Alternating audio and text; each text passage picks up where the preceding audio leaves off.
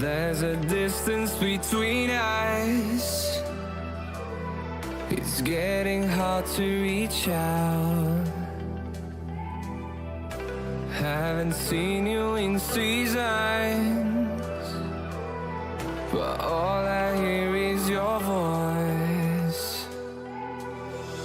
I know my limits, you can break me down, but I'll stay till the finish line.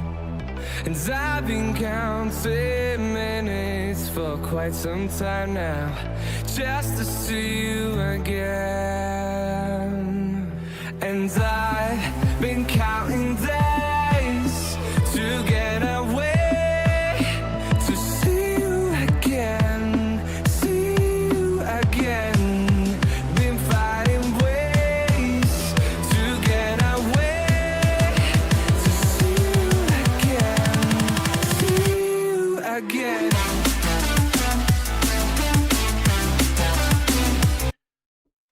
Brent, what's up, my brother? What is up? What's up, my brother? Laughing Man, thank you for showing up early. What's up? Thank you, guys. What's up? How's everyone doing? How is everyone doing?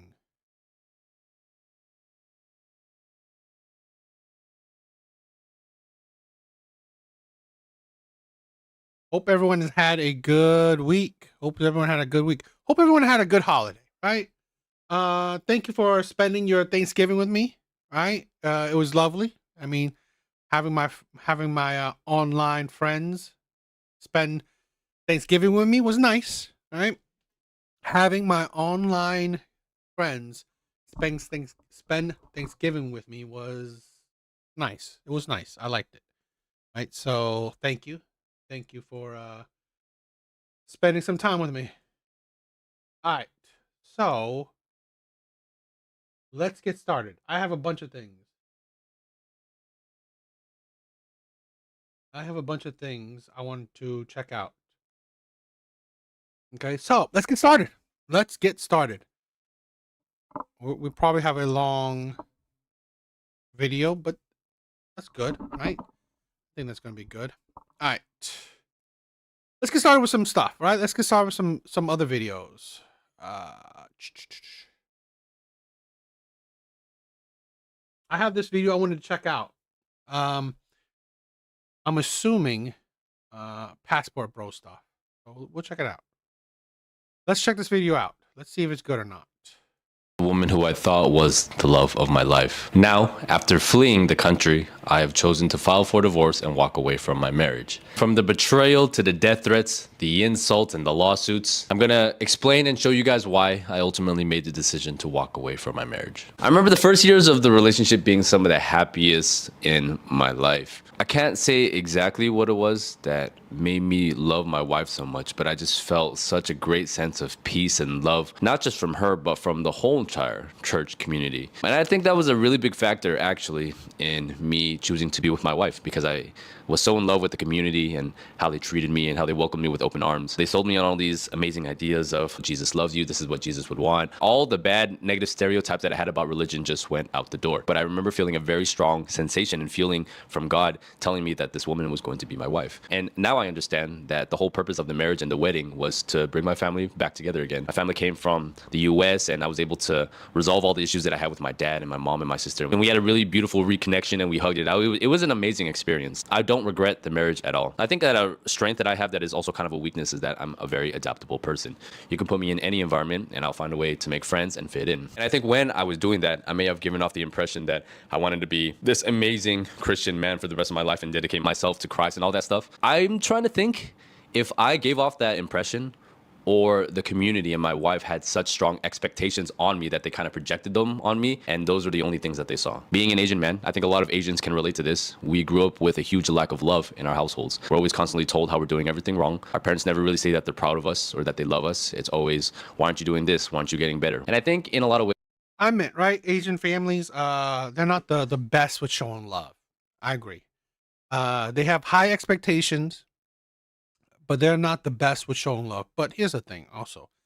Uh, Asian families are not the best, in my opinion, with showing love through words, but I think at least from me, right? My mom showed love through action. So whites turning on China is why Asians are now hateful of whites, because China is what is backing every Asian in America, truth be told. Plus, black Americans are being indifferent towards Asian. I don't think so. I mean, Asian people are not, I mean, they're Koreans, there's Japanese, so it's not just Chinese people, right? We are going to talk about the whole there was a H Mart girl, right? Talking about H Mart. So she's not Chinese. So no, I mean, in my honest opinion, Asian people don't care about China like that. They don't. I mean, they left it for a reason. Ways that's just their way of expressing love because that's how our grandparents were to them. Growing up in the US and seeing how other families treated their kids, it left a huge hole in my heart and a longing for the love that I saw in other families. I may have picked being with my wife because I was more in love with the stability and the feeling of love that I got from their whole entire community. Finally being in an environment where you're treated like someone who's appreciated, right? And someone who's loved. There's only 3 ways you can really get to know a person. You have sex with them, you travel together, or you live together. And because I wasn't able to do any of those, I don't think that if we dated a year more, this all could have been avoided. Everything that showed up in our relationship were things that showed up after we got married and when she felt the security that I was never going to leave because she had the full support of the whole community on her side. And it wasn't until after the proposal where things started going downhill. So I remember 2 months before the wedding, we were fighting quite a bit. I felt that I was dating the church more than I was dating her. She would always prioritize the opinions of the people of the church and what the church thought over my needs and wants as the boyfriend and the husband in my marriage. For example, I could not go out to any bars or clubs because if I were seen there, it would reflect poorly on her and the people at church would say something. I could not go attend other church services because she was a leader at her church, and if somebody caught me at another church, it would make her look bad. And it got to the point where when I was by myself going to the gym, I was fearful of interacting with any woman whatsoever for fear of if somebody saw me, what would they tell my wife, or how would this come back to me? I just wanted to avoid as many problems as possible. We decided to sit down with the pastor for marriage counseling right before we got married. We actually did that several times before we got married. I think we did it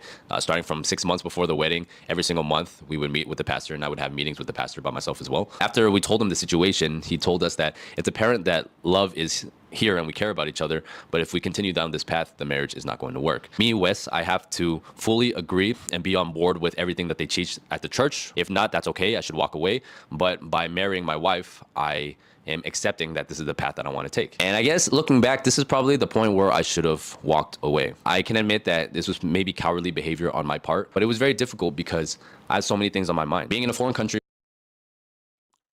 Laughing man, I don't get it. How much you got over there? Got where? And this is the thing, right? If you are like before your wedding, if you are arguing, if things were not in a good place, I would never go through with a marriage. If you are not at least, I don't know, 90% happy going into a marriage, do not think that a marriage will automatically flip that. This is the insanity. I mean, this is honestly the foolishness of a lot of men. Oh, shovel. No, there's no snow. There's no snow here. Yeah, no snow. So, do not think that marriage is going to make your relationship better. It doesn't. To be honest, whatever your relationship is, it kind of amplifies it. All right. And also, this is why a lot of men left the church. Okay, because having the church control your relationship is a red flag in my opinion. I mean, I'm not a church guy. I mean, I'm not a religious guy, so I don't know. But having any outside influence control how you conduct your relationship, how you conduct your marriage, I think is recipe for disaster. With no family, not knowing the language, not having any stability. I had the potential of losing all the stability and community that I built in Manizales. I would have everybody Not knowing the language, not having family. This is I kind of wanted to show this as like a possible warning to men who, decide to, go passport, bro.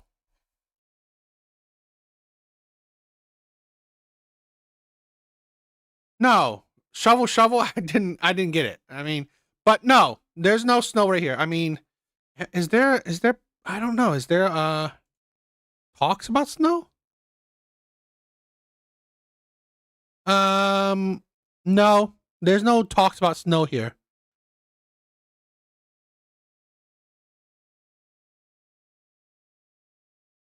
And the church turn on me, which going through the divorce now has clearly shown me. If you ever gone to a new place and set up roots, you understand how daunting and exhausting it is. Finally, when I found like a good area of stability and people who I felt loved me, it was really hard to give that up. Plus, Well, I mean, I guess it depends on the girl, right? I think you need to establish everything at the relationship, right? Before the marriage, right? So your relationship should be how you want it.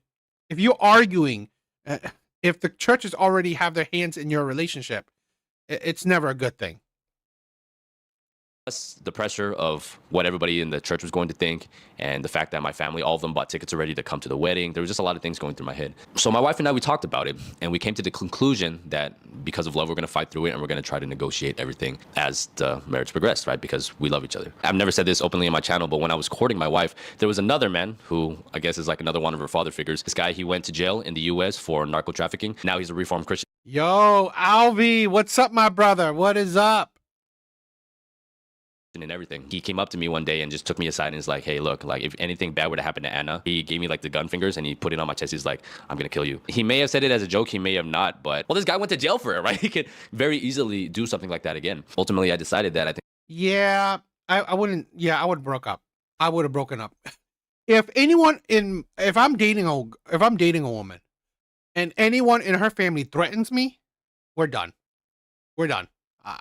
Yeah, because this is something you gotta understand, right?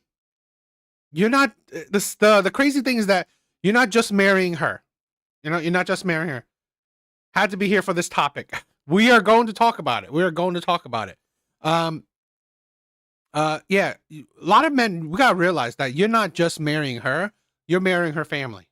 So if her family is a red flag, you gotta watch out. I should go through with the marriage. I just had too much to lose. It does look like a bad decision, but I did what I believed was the best thing to do at the time. People get unhappy in marriages the way that people go bankrupt, which is very slowly and then all at once. So the first 6 months of our marriage were very interesting. It was the first time that either of us have ever lived with a partner before. Our co-living situation actually was pretty good. We didn't have a ton of issues. I'm firmly against yelling at my partner. I know what it's like being on the other side of that and how crappy it feels coming from somebody you love. She never raised her voice at me either. You know, it was all very cordial. But the same topic kept coming up again. Am I dating her or am I dating the church? It just always seemed that she put the needs of the church and the opinions of the people of the church over my needs as a husband and what I wanted out of the marriage. She expected me to fit neatly into her life, and she wasn't willing to compromise any of the time that she spent at the church. So the first 8 months of the relationship, she was working a full-time job. She was an accountant at the local hospital. So from Monday through Friday, sometimes Saturdays, she would leave at 7 in the morning and come back at generally around 6 p.m., but a lot of times at 8 p.m., sometimes at midnight, at 1, 2 in the morning because she had to work. For me, it just didn't make a lot of sense because I'm like, why are you working so hard when XY, what's up? What's up? Thank you for being here. Thank you for being here, my sister. I'm paying most of the bills? I'm paying for like 80% of everything, and I don't get to see my wife. It didn't really make sense. And then Saturdays, she would volunteer at the church because that was important to her. And then Sundays were mandatory church-going days. And then afterwards, we would eat with her family or with her mom or something like that. So we didn't really have any time dedicated to us or developing our relationship as a couple. And I also had a problem with the fact that every time that we would go on a date or go on a trip, I was planning all the events. If I didn't plan anything, we would not have any time together because she would always prioritize like volunteering from the church, being at the church. But here's the thing, right? This man got to understand that you knew this before. This is what I hate with certain people, right? We got to change this habit. We have to learn this before. You knew this going into it. And this is this is why I hold people accountable, men or women. If you knew this before going into a marriage, do not think that the marriage things will change. I always find that stupid, okay? I'm quite sure that she was very active in her church. She was still working like that. So that's the thing where we got to understand. I've said this before. Do not date someone that you wish will change. Do not date someone that you wish they will change or the situation will change. Do not do that. I've always said this. If you date someone, okay, view them for how they are. The negatives, the positives, the red flags, the green flags, whatever it may be. Okay. You have to be sure that, okay, whatever you see right now, right then and there, everything, the whole package, if you can accept that for the rest of your life with no change whatsoever, then you're golden. But if you date someone and then you wish that, oh, you know what? They're going to change that, or maybe I want that to change. Maybe this will change, but I think the marriage will change it. No, that is stupid. Stop wishing for change. Church, being at those services, but she never really put our relationship as a priority. Even the honeymoon, right? We were gone for a month, and I paid and planned for every single detail on that honeymoon, where we would go, her visa situation, all of the plane tickets, all the Airbnbs, the tours, everything. I did everything. When I would be waiting at home for her to come back, I'm like, what do I do? Do I go out and try to meet people? But if I'm not hanging out with people from the church, I'm gonna get shit from my wife, and she's gonna have a problem with that. You know, I want to go out and go dancing, but then I know she'll have a problem with that as well. Just to avoid having more issues with my wife, I just decided to stay home. And this is why I started smoking weed again, because I was at home and I'm like, well, I don't know what time my wife's gonna come home. I can't really go out. So what am I gonna do? I'm just gonna smoke weed and play video games because I have no other way to de-stress. So if she had to work in order for us to pay the bills, I think it would have been a different story. So this is why I eventually... McCoy, my brother, what is up? What is up? I love seeing old faces. asked her to quit her job, because I was like, if the church is something that you're not going to negotiate, then I would rather you get a part-time job so I can actually see my wife and spend more time with her, because a lot of times it doesn't even really feel like I have a wife. And I started noticing that when we would have disagreements, we would talk about the things that we would need and want in a relationship. So she'll tell me that as a Christian woman, these are the things that I need in my relationship. You know, I need you to spend time with my family, go to the church once or twice a week because that's important to me. I need you to show me love this way. I want you to be the provider of the household. I'm shy. I'm a very timid person, so you need to respect my boundaries. And I'm like, okay, that's totally cool. But then every time I would try to ask something from my point of view, things that I would like as a man or things I would like for my culture, right? As soon as she disagreed with it, she would use religion as her argument for her not wanting to do it. So for example, when I told her that some Sundays I don't want to go to church because we work all week and I never get to see my wife, I would like to some Sundays for us to be able to spend some time, just her and me. And then she'd be like, okay, well, it's important that we go to church at least once a week. So if we don't go on Sunday, can we go Wednesday nights or Thursday nights? And she was just so concerned about what people at the church would say if she didn't go, rather than what I was truly asking her, which was just, I wanted to spend more time with my wife. I also found that there was an unequal effort being made. And this is the foolishness, right? If you were more of a wiser man, you should have done this. This whole talk should have been before the marriage. To understand the other person's culture. This whole entire time I was in Colombia, I had to learn a new language, adapt to a new culture, adopt. Past Colombia, you got my brothers, right? I said this before, right? Become the best version of yourself.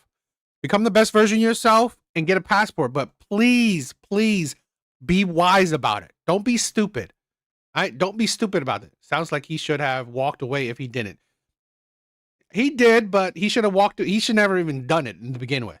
The whole entire new religion and accept all of her family as they were. Yes. And it makes me sad that in our 2.5 years together, she has still not had one conversation with my dad or my sister, because she always says that her English isn't good enough and she never learned how to make a Chinese dish. And I'm not saying that she has to be the best of cooks or that she has to be fluent, but after 2.5 years, I'm just like, if you were truly making an effort, you would have something to show for it. Remember, 1 week before I went to Medellin for a business trip, my wife and I were fighting a lot. One evening, I received a text from a man from the church who was like a father figure to her and I. Wes, tonight I feel the need to write to you because you and I need to have a conversation. I need to remind you that she isn't alone and that I'm here to care for her and defend her against anyone who harms her, not only physically, but mentally as well. When you decided to be with her, nobody forced you. Supposedly, as a mature person, you promised to be with her and not bring her to a life of sadness or contempt. You did it for love, and this love doesn't mean that she has to give up her values that she had since she's known you. I don't know what it's like in the home, but I'm sure that Anna would never harm anybody. We've talked about how the world is perverse and babies are born pure and the world perverts them. Anna's like a baby for the world. Why do you have to bring her into this world where you and I know there's absolutely nothing good? Unless everything that happened to you with God, where we were witnesses, was a lie. Were these 2 years of restoration a lie? I invite you to pray on your relationship and above all your relationship with God. I was angry at the man for meddling in my marriage, but I was so disgusted by the behavior of my wife. I was thinking, what the heck did you tell them to make him want to act this way? How could you go behind my back and tell only your side of the story, because now they have a bad image of me?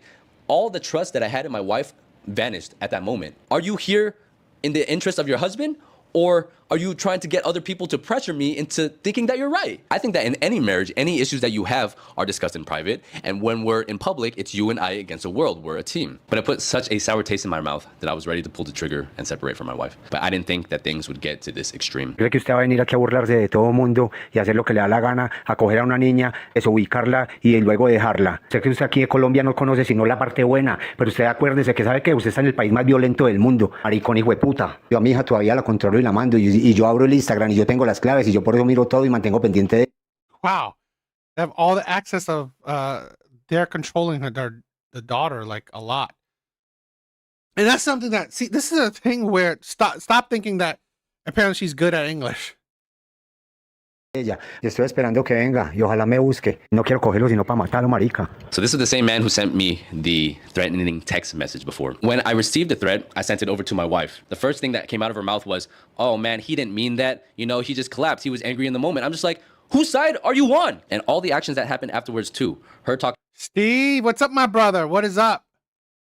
bad about me to all of her friends and everybody from the church. They wrote a lot of long, horrible comments on my videos, so I eventually had to block them. Going to the immigration office to try to get my visa revoked and get me kicked out of the country. Her sneaking through my Instagram and trying to read all my messages to try to find proof of infidelity. And all the various lawsuits that they sent at me to delete all the videos on my channel. And after this event, I realized that there was no way back, and then I had to proceed with the divorce. So I'm not gonna sit here and say that I was a perfect person, because there were a lot of mistakes that I made in the relationship as well. You know, maybe I put a lot of false expectations in the beginning, and they had a image of me that wasn't who I was 100%. But I was seeing this French Colombian girl. She said that you never really get to know somebody unless you speak to them in their native language. It's true, because my personality in Spanish and my personality in English are very different. And I think they only really got to know the Spanish side of me. They never really got to see who I truly am because they never spoke to me in my home language. I wonder if it was me putting a false front up, or it was them choosing to see only what they wanted to see in me. At this point, who knows? It's probably a mix of both, honestly. I'm just happy knowing that I can get out of the situation with my integrity and honor intact. I didn't do anything to dishonor God. I never cheated on her. I never hit her.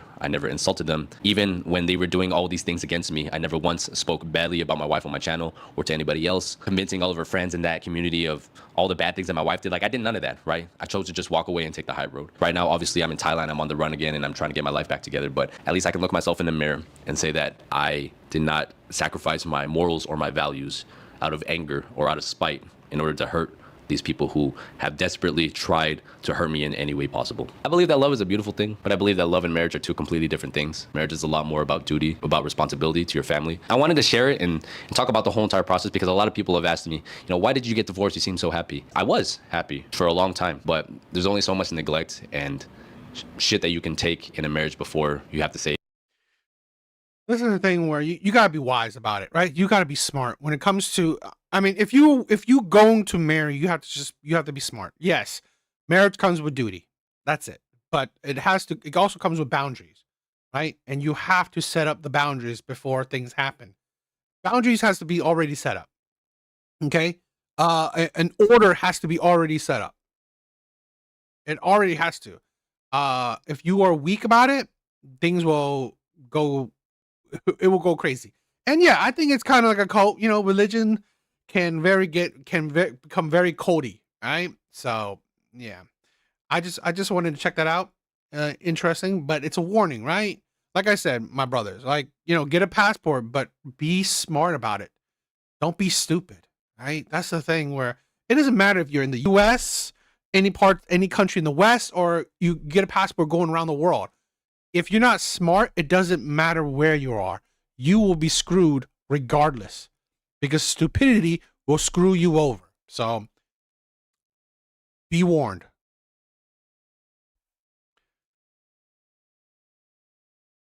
Yep, now he's divorced, but they did mention what religion is. Sounds a bit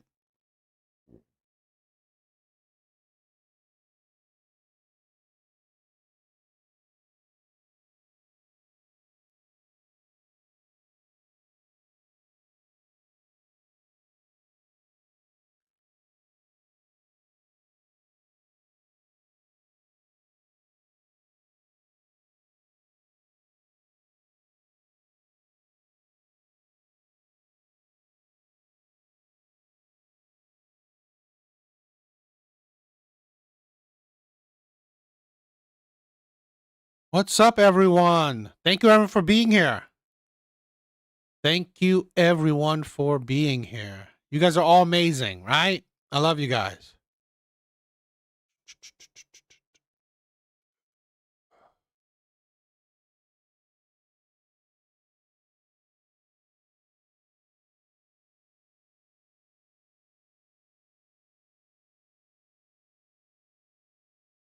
All right.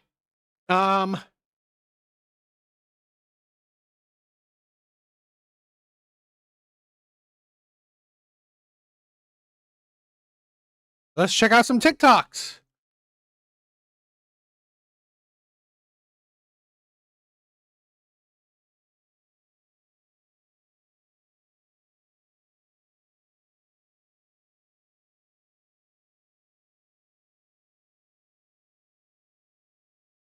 Yeah, I mean, the guy was, I mean, he married her probably because he was foolish. He was probably being idiotic. That's probably why he married her.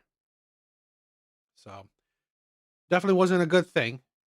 Definitely wasn't a good thing.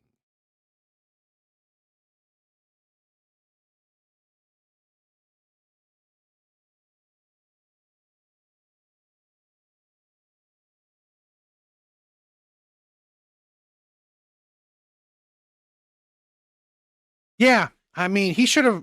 He I guess he was religious too, but probably not to the same degree as she was. Right? Probably religious too, and not to the same degree as he was.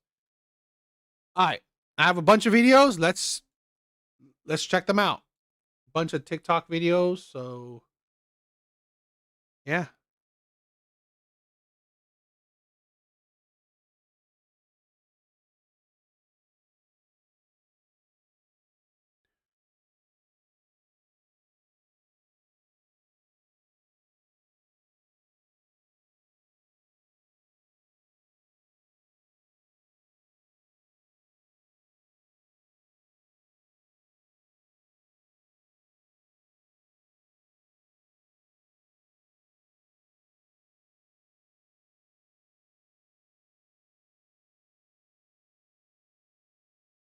All right, I got some TikTok videos. So let's.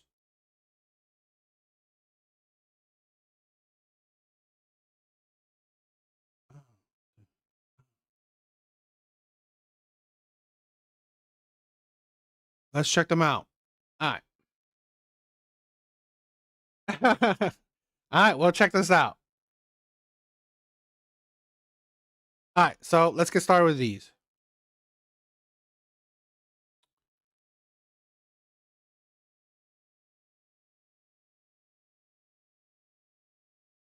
All right, let's check them out. She gave up the truth about her daughter's death for $3,700,000. Now that the money's gone, she wants justice. 8 years ago, Kanika Jenkins died in a dark, damp freezer. At the time, all of Chicago was helping her family uncover the cause of death and find the killer. But Kanika's mother refused. She turned away all offers of help, refused an investigation into her daughter's death, signed a confidentiality agreement, and received $3.7 million in compensation. She sold her daughter's life for just $3.7 million. Over the years, her life visibly improved. She wore designer clothes, carried luxury handbags, and drove cars she could never afford before. Yet now, she's stepping forward demanding justice again. Why? Because she squandered every last cent of that $3.7 million. And now, she's exploiting her daughter's death to demand more money. How utterly despicable, isn't it? When everyone wanted to uncover the truth, she refused. When Zach TV died trying to investigate her daughter's death, she remained silent. And now that she's blown through every penny, she's back demanding justice. This woman deserves to rot in hell. What happened to my daughter? Absolutely disgusting. No morals whatsoever. Zero morals, right? Zero morals. This is the thing where we need to this is the problem, right? There's no shame, there's no morals. Right? So many people just they don't care about nothing but themselves. Right? They care about nothing but themselves. This is the thing where I said this before. These are the bad actors, right? In every communities, right? There's always bad actors in every community, and this is where I believe shame and pure evil, shame and calling bad actors out, right, is so important. Watch as two guys rip a box from the hands of a FedEx driver in broad daylight, then take off in a getaway car. The delivery man had no way of knowing what was happening, but this morning, prosecutors on Long Island say the thieves knew exactly what they wanted to steal and when it would show up.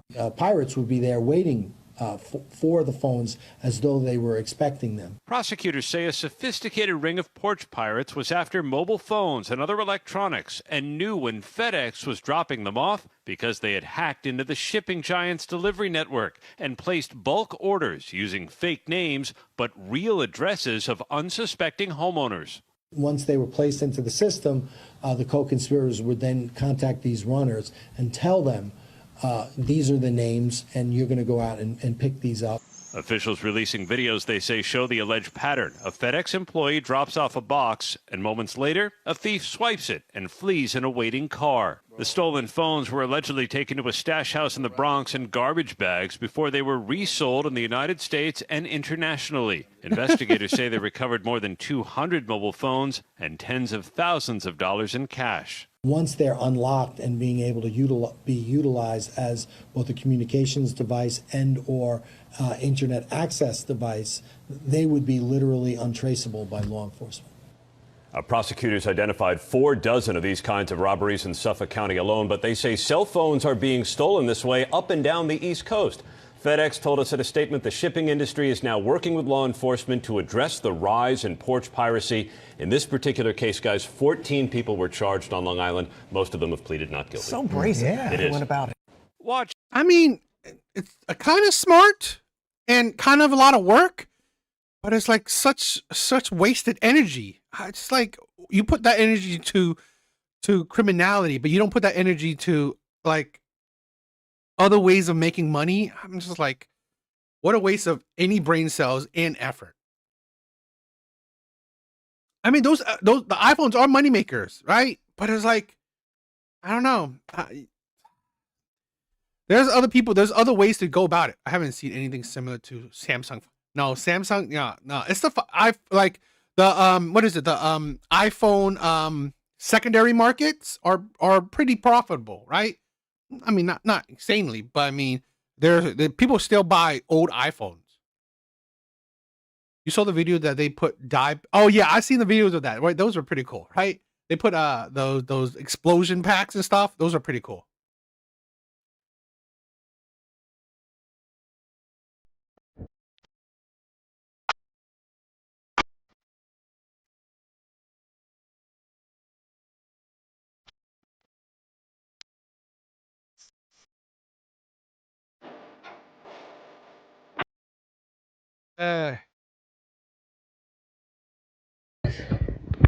Girl, I'm shaking so bad I don't even know what to do. Look at this mess.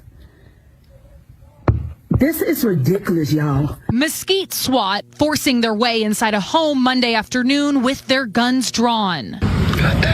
Officers took 17-year-old LaDavion Sockwell in the blue shorts into custody. The teenager seen handcuffed on his front lawn. Go back inside. Before being booked and charged with aggravated assault with a deadly weapon. Mesquite police say Sockwell shot a DoorDash delivery driver multiple times last month. Tuesday, Fox 4 obtained an arrest affidavit detailing the conflicting narratives from the night of October 27th. 29-year-old DoorDash driver and father of 3, Manuel Gonzalez, told investigators when he arrived on Birch Bend to drop off the food, a woman and a juvenile were waiting on the sidewalk and would not provide the required PIN code needed to confirm the delivery. An argument took place, which Gonzalez explained to Fox 4 last Friday. They giving me the wrong PIN twice, and they tried to get the food from my hand. Gonzalez said 2 men then came outside and were walking towards the street. One, he says, had shoulder-length hair and was holding a gun. So Gonzalez retrieved his gun from inside his vehicle. Gonzalez told investigators he remained behind the door with his gun down by his legs. As soon as he stepped out, the suspect with the braids started shooting at him. Gonzalez said he fired his gun once before he was shot in the arm. Investigators later learned while processing the scene, his gun malfunctioned. Officers spoke with Sockwell on scene that same night. He told police he was there visiting his aunt, and an unknown male started shooting at the delivery driver, and he ran back inside for safety. However, investigators went back and pulled 911 calls from that night. Police say Sockwell told the operator, quote, he pulled a gun. When he pulled the gun out, he started shooting and got shot. Self-defense. He shot at us and we shot back. Mesquite PD believes, based on Gonzalez's account and Sockwell's statement on the 911 call, Sockwell was the one who opened fire. I don't know if y'all can see this. Girl, I'm shaking so bad I don't even know what to do. Look at this mess. This is ridiculous, y'all. Mesquite SWAT forcing their way inside a home Monday afternoon with their guns drawn. Officers took 17. This is ridiculous, right? It's such a needless thing. Okay, DoorDash, and you start shooting people over DoorDash shit. It's ridiculous. Okay, Samurai. Wait, no one hate white people. Whites are the ones with all the hate groups everywhere. They are please stop chatting shit. Name me all the racist black groups you can. Again, what the heck do you think this is? This ain't groups that with names. I mean, like I don't know what you're talking about. These aren't like clubs, right? No one's creating a club, hating each other. That's not what I'm talking about, right?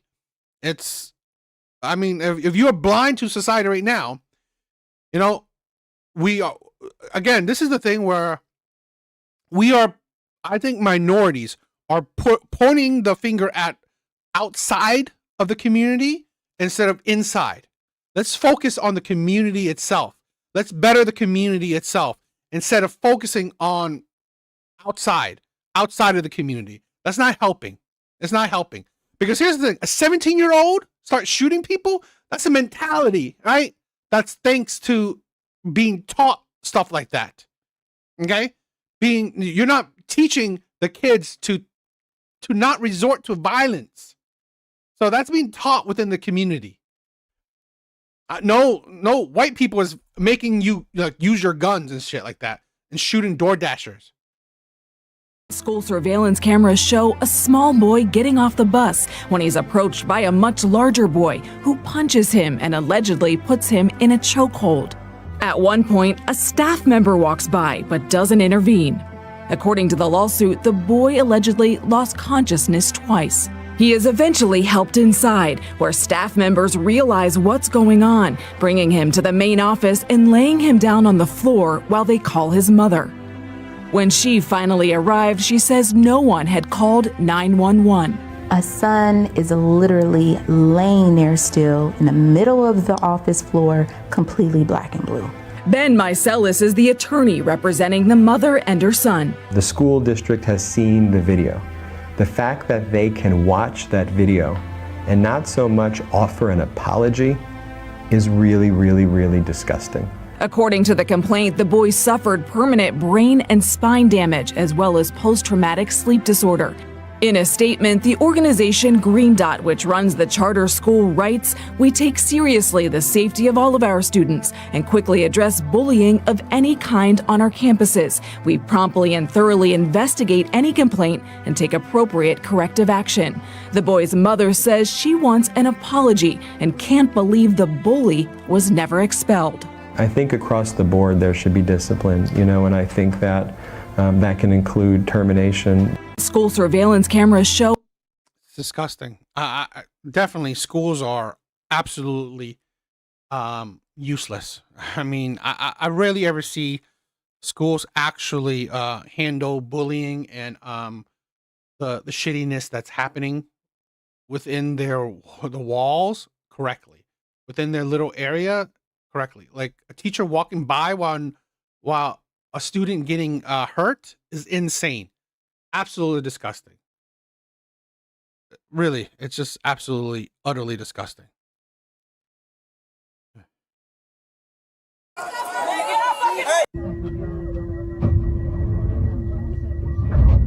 I thought this was interesting. Why was someone recording that? How would you just start recording stuff out of nowhere?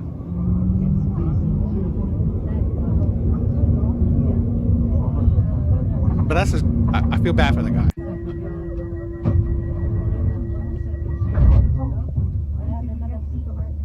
That's a shame. And shout out to the single moms too, who live with their mom, who also live with their mom.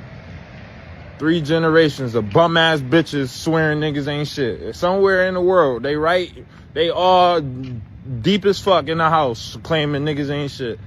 Go ahead. Y'all really don't see y'all the problem.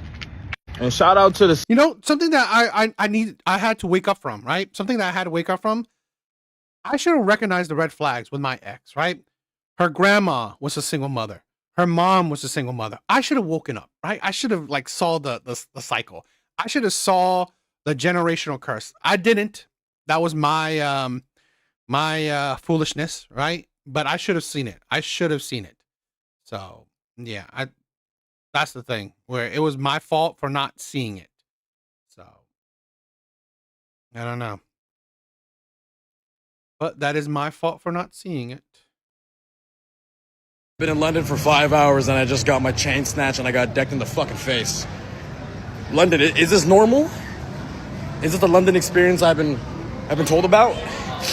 I literally got off the metro, had Nando's, and now we're in Soho and I just fucking got my shit snatched.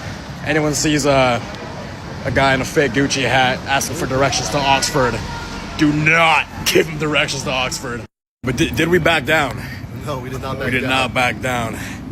Goodbye, $4,000. Been in London for 5 hours and I just... $4,000. Now I've been hearing, right? London or the UK is becoming more and more dangerous, right? They will mug you. So I've been hearing this a lot. This is why I don't mind wearing fake jewelry, right? I don't mind wearing fake jewelry. I'm sorry. It's like I'd rather wear fake jewelry than walk around with actually crazy ass expensive jewelry just for to get mugged. I've been mugged before, right? I've been mugged for my phone before. So I've learned from that experience where one, I'm definitely cautious around people, right? I'm definitely cautious around people. Second, I ain't showing off like, you know, expensive shit while I'm walking around. I think that's stupid. I think that's a recipe for disaster. So I will never ever promote, you know, people being that stupid, right? Don't just walk around with that kind of stupidity, right? Don't walk around with that stupidity. So yeah, I mean, yeah, you shouldn't be walking around with, you know, with your you know, with money walking around. You shouldn't.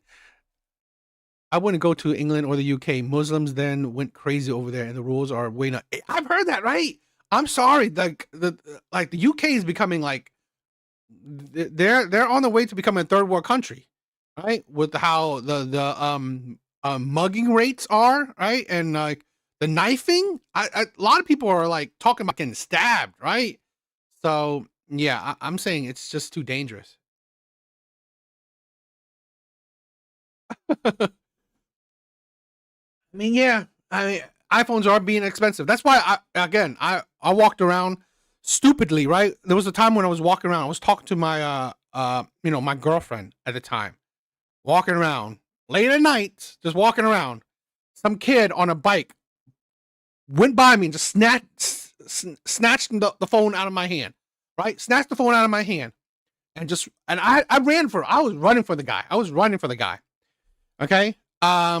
I was seeing the direction he was going to. So I went in my car. I got in my car and tried to chase after him. Well, you know, when I went to my car, I saw this bunch of, I saw the kid there too, right? Saw the kid there too, but I saw a whole bunch of other people.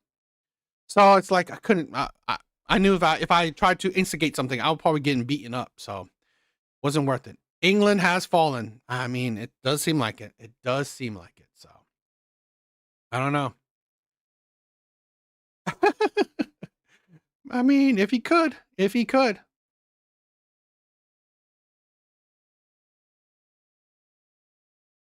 To annoy the people of Japan. Why would you even travel?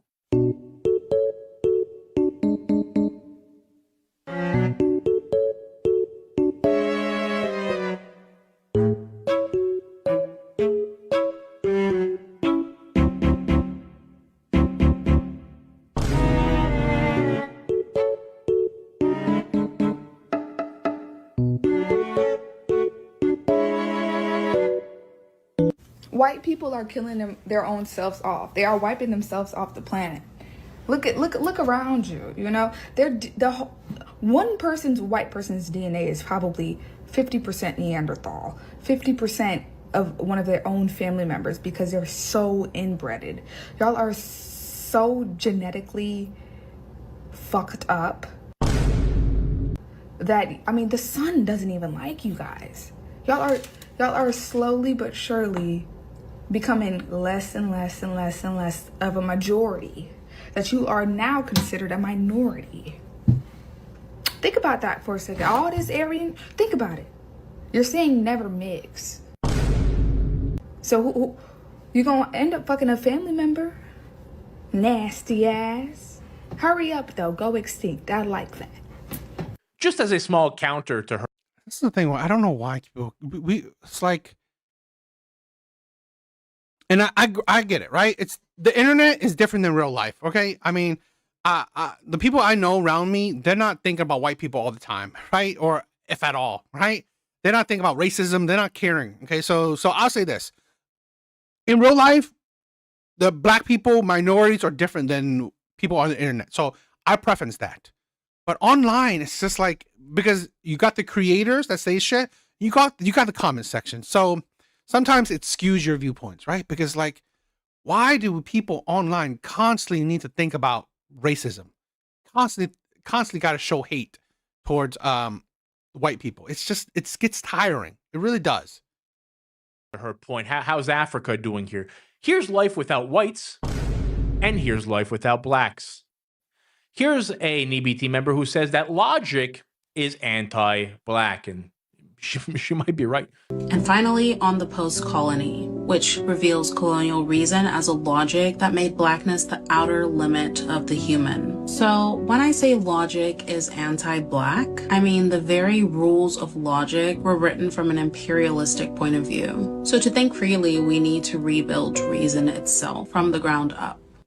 And what does she suppose we would replace logic with? Like magic voodoo? Fairy dust? Here's a NBT flight you would not want to be on.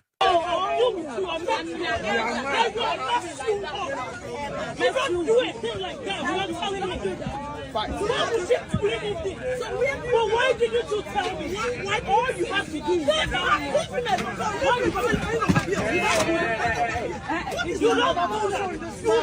I mean, here's the thing. I don't really agree with stuff like this because, again, I know that, you know, it's a bad image, but again, I know plenty of amazing black people. So I would never try to target people like in this way. Oh, this represents everyone.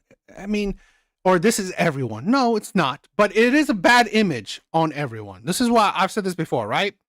I've said this before where it's not a good thing. Yeah, it's rage baiting, right? I agree. It's rage baiting. But I will say this, right? The internet has become a public image creator, right? So this is why you gotta be mindful what kind of image you put out into the real world. So I always want people to understand that, you know, you gotta be mindful, right? You represent your culture, you represent your people. We have to have that. We have to have that kind of mindset where we represent people. It's the women. I mean, I think, you know what? This is the thing where, in my honest opinion, right? Honest opinion, I believe if if good black men took charge of the black community, things would change. I honestly believe before the whole government intervention, government assistance, EBT shit, all the thing where you rely on the government. Before that, black men were in charge. When men were in charge, right? When men were in charge, in my opinion, when black men were in charge of the black community, things were more respectful. There was more morality. There was more community. There was more family when black men were in charge. Personal opinion, right? I honestly believe when men are in charge, they keep things in order. They keep things in order. They care about respect. They care about your pride. They care about your face. They care about your public image. They care about you do not disrespect the community. You do not disrespect your elders. You do not disrespect people, right? You are a representation of your community, of your family. That was when men were in charge, right? When black men were in charge, and we're seeing slowly with the Asian community as well, right?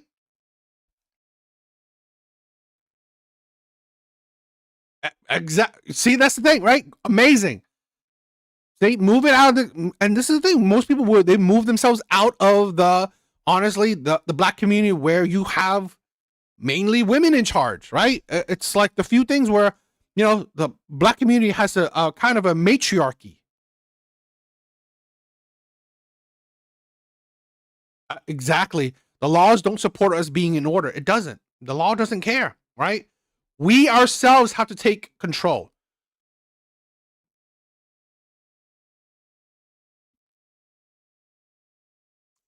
You know what? I mean, this is a thing where stuff got messed up when the government stepped in. And then Pookie came. Exactly. I don't know. I would definitely say it's kind of the majority. Right? But I know amazing people, but kind of say I think is the majority.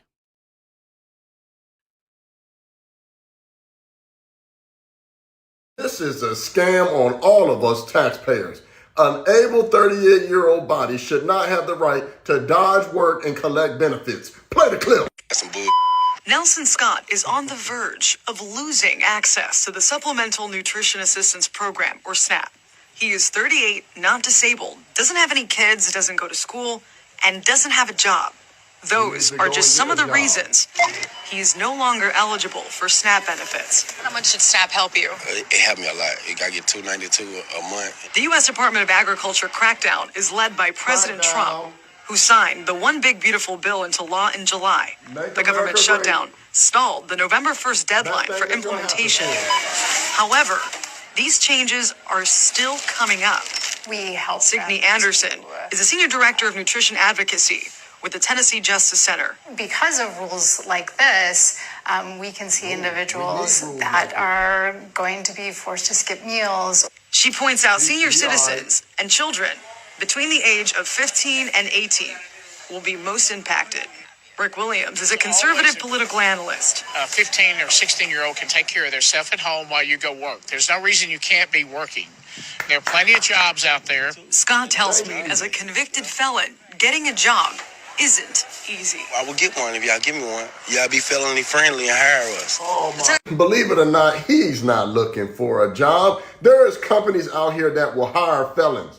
He made the bed that he sleeps in. Now all of a sudden he's a victim. There is plenty of jobs out here that will hire his felony ass. It might not be the most desirable job, but hey, beggars can't be choosers. In my personal opinion, he is using SNAP as a lifestyle. He is a grown man that needs to apply himself. He doesn't need a handout, he needs a hand up. I'm a felon, and it has never stopped me from being successful. There's plenty of places out there that will hire him. He needs to pick himself up by the bootstraps like many other people have. And the best thing that ever happened to him is them passing this regulation, which will force him to go and do just that, apply himself. Go out there, be resilient. Go out there and do for yourself, man. Between his personal decisions that put him in this situation, he is not a victim. He broke the law and put himself in the jail and made himself a felon. And the government that creates these dependency programs that hurt black folks in America, the greatest thing that happened to them is passing this new regulation. And this will force him to be a man and get off his ass. This is ridiculous. And there's a lot of people on there milking the system. And guess what? Who's paying for it? Me and you, taxpayers. It's ridiculous. He doesn't need it. I'm all for people that actually need it. He doesn't need it. Maybe he needed it for a short period of time, but just like they passed this regulation, now it's time for him to get off his ass and go do something. Anyway, for more mean tweet. That's the thing where I think government assistants have been abused. It's making men weak and making women unbearable, right? Making women think that they don't need men, and now they control, the community. It's been a detriment. It has been a detriment. So no, yeah, I think things need to be changed. Yeah, I mean, off that thing, like leave it to people who are actually disabled, who actually needs assistance. I didn't know, Albie, I didn't know that you were disabled. Man, that's crazy. And you can't even get EBT. See, that's the thing, right? That's the thing where it should only be for people who actually need it, right? The disabled, the elderly, children, right? Those are the people that actually need it. So crazy stuff. Omni, what's up? Yo, I've seen half of a dozen job listings this week that put at the top that they will hire post-incarcerated criminals. Sorry, don't know what that's called. Interesting. You disagree with him. McCoy, why? What's up? Why would you disagree with him? The man says, you got to work, right? There's ways to, even if you are incarcerated, there's ways to go about it.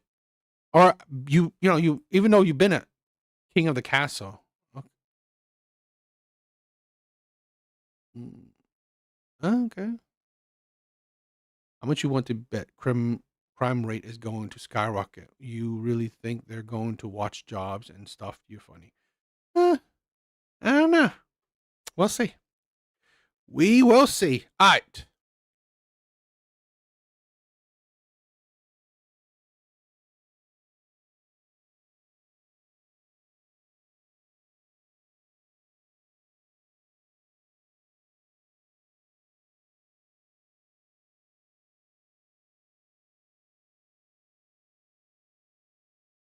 Hope everyone's doing well. Please like the stream. That dude needs a snap. Okay. Evil Eddie, what's up? All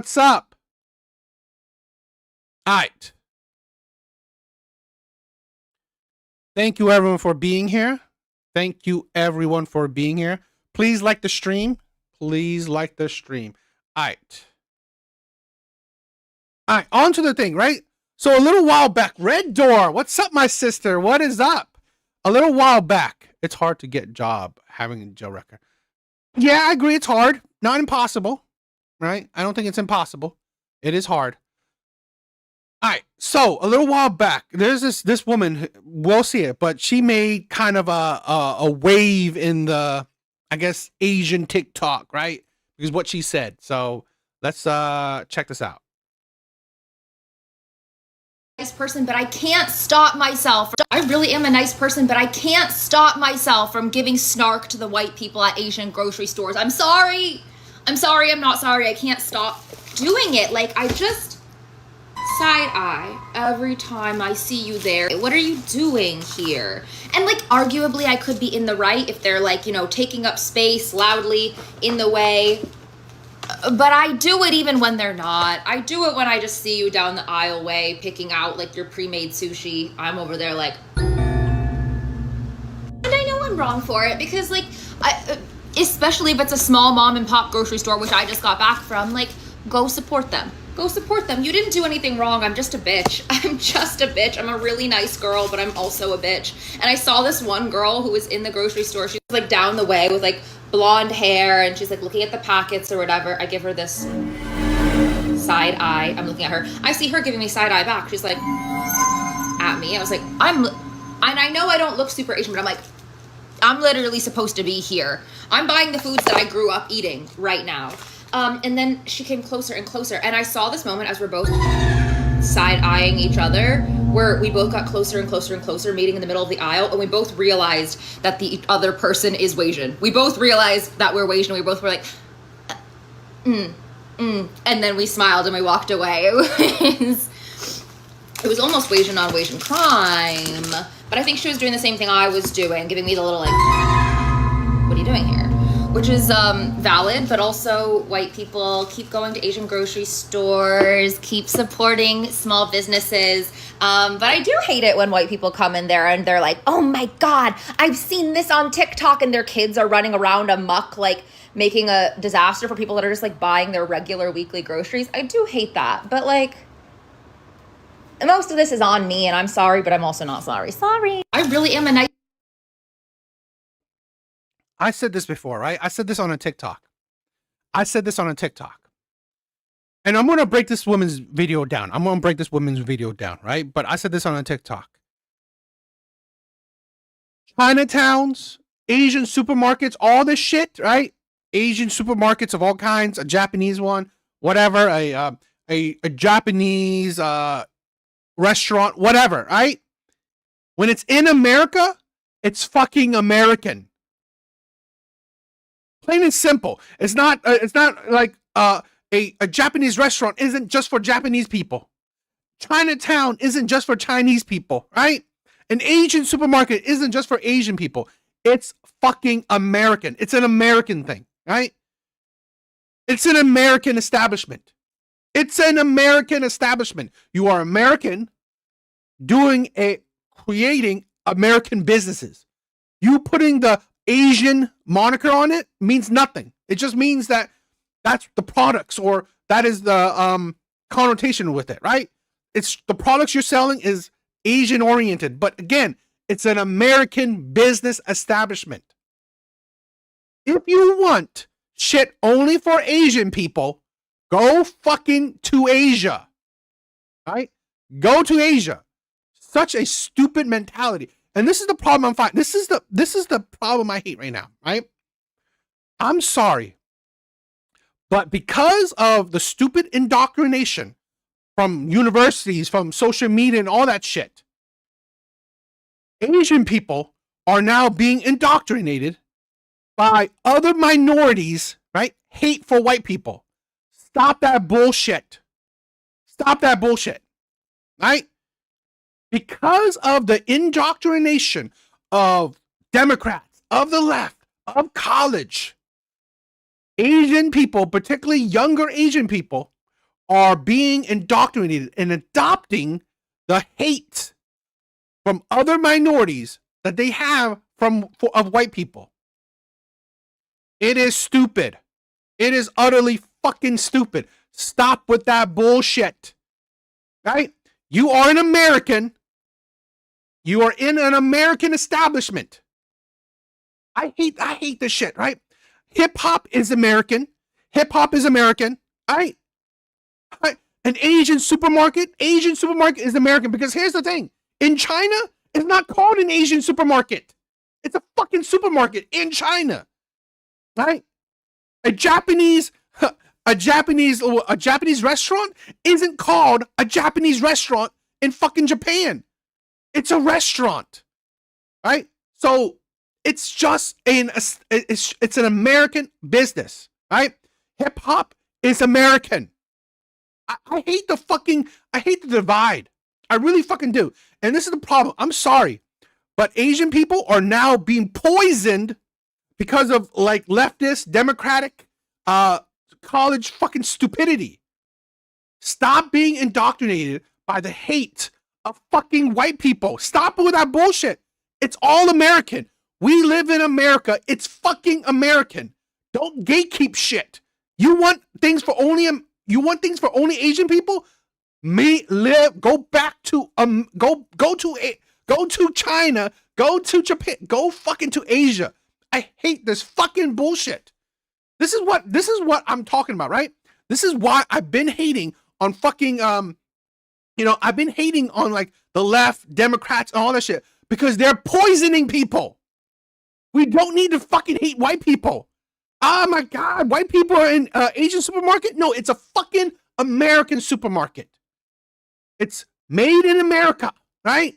It's established, made, created in America, right? The stupidity is insane.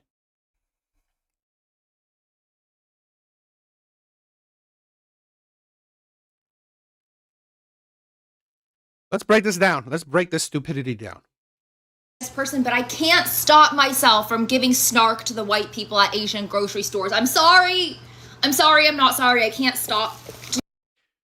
You are not a good person. You are fucking not a good person, because nothing in this video shows you that you're actually a nice person. You're not. Doing it, like, I just side eye every time I see you there. What are you doing here? And like, arguably I could be in the right if they're like, what's the person doing? What's the person doing in a supermarket? What is a person doing in a supermarket? This is the thing, right? I'm sorry. College, leftist ideology, Democrat ideology is making people stupid. What is a person doing in a supermarket? Perhaps buying groceries? Perhaps buying groceries. Why is it being woke? Why is being woke making people stupid? Why is being woke making people stupid? Why? Taking up space loudly in the way. But I do it even when... So you can side-eye people, right? You can side-eye people. You can be rude to people if they're taking up space in the way, correct? Is that how it is now? So it is okay for white people. So now it's okay for white people to do that to black people because they find black people in the way, taking up space. So now it's okay? Or is that the hypocrisy there, right? Is that the hypocrisy? So it is not okay to be rude, to be disrespectful, to side-eye people, even if they're in the way because they're minorities. But it's okay to be rude, to side-eye, to disrespect people if they're white. Makes sense. That makes sense. The hypocrisy of the left. And this is the problem. It's poisoning Asian people, particularly young, stupid Asian people. They're not. I do it when I just see you down the aisleway picking out like your pre-made sushi. I'm over there like... And I know I'm wrong for it because like... Cassie Sensei, here's the thing, right? You said, they don't like you either. I don't give a shit. I'm not doing shit for people to like me. I don't give a shit. I don't care if people like me at all. I don't. I do it to call out the hypocrisy, the delusion, the insanity, the stupidity. I call out the hypocrisy and stupidity. Right? That's what I call out. Here's a mix, right? Half white Asian girl, right? Side-eyeing white people because they're there. What, you think because you're half Asian, it qualifies you for anything? You are better than other people? You're better than white people because you're half Asian? Fucking stupid.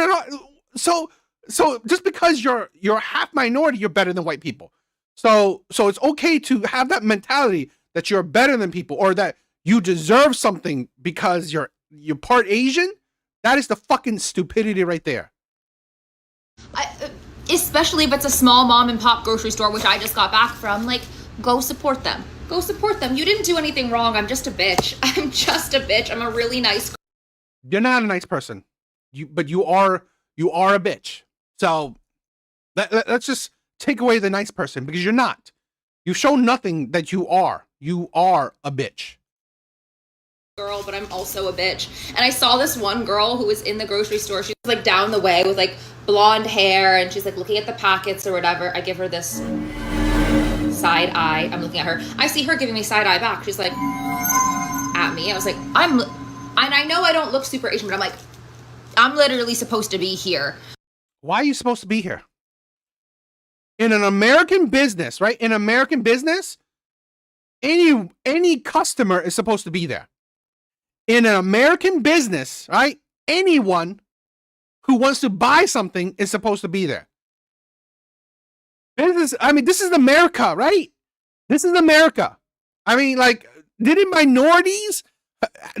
the black community fought right? Fought so we don't discriminate people for their race. Is that not what the black ancestors?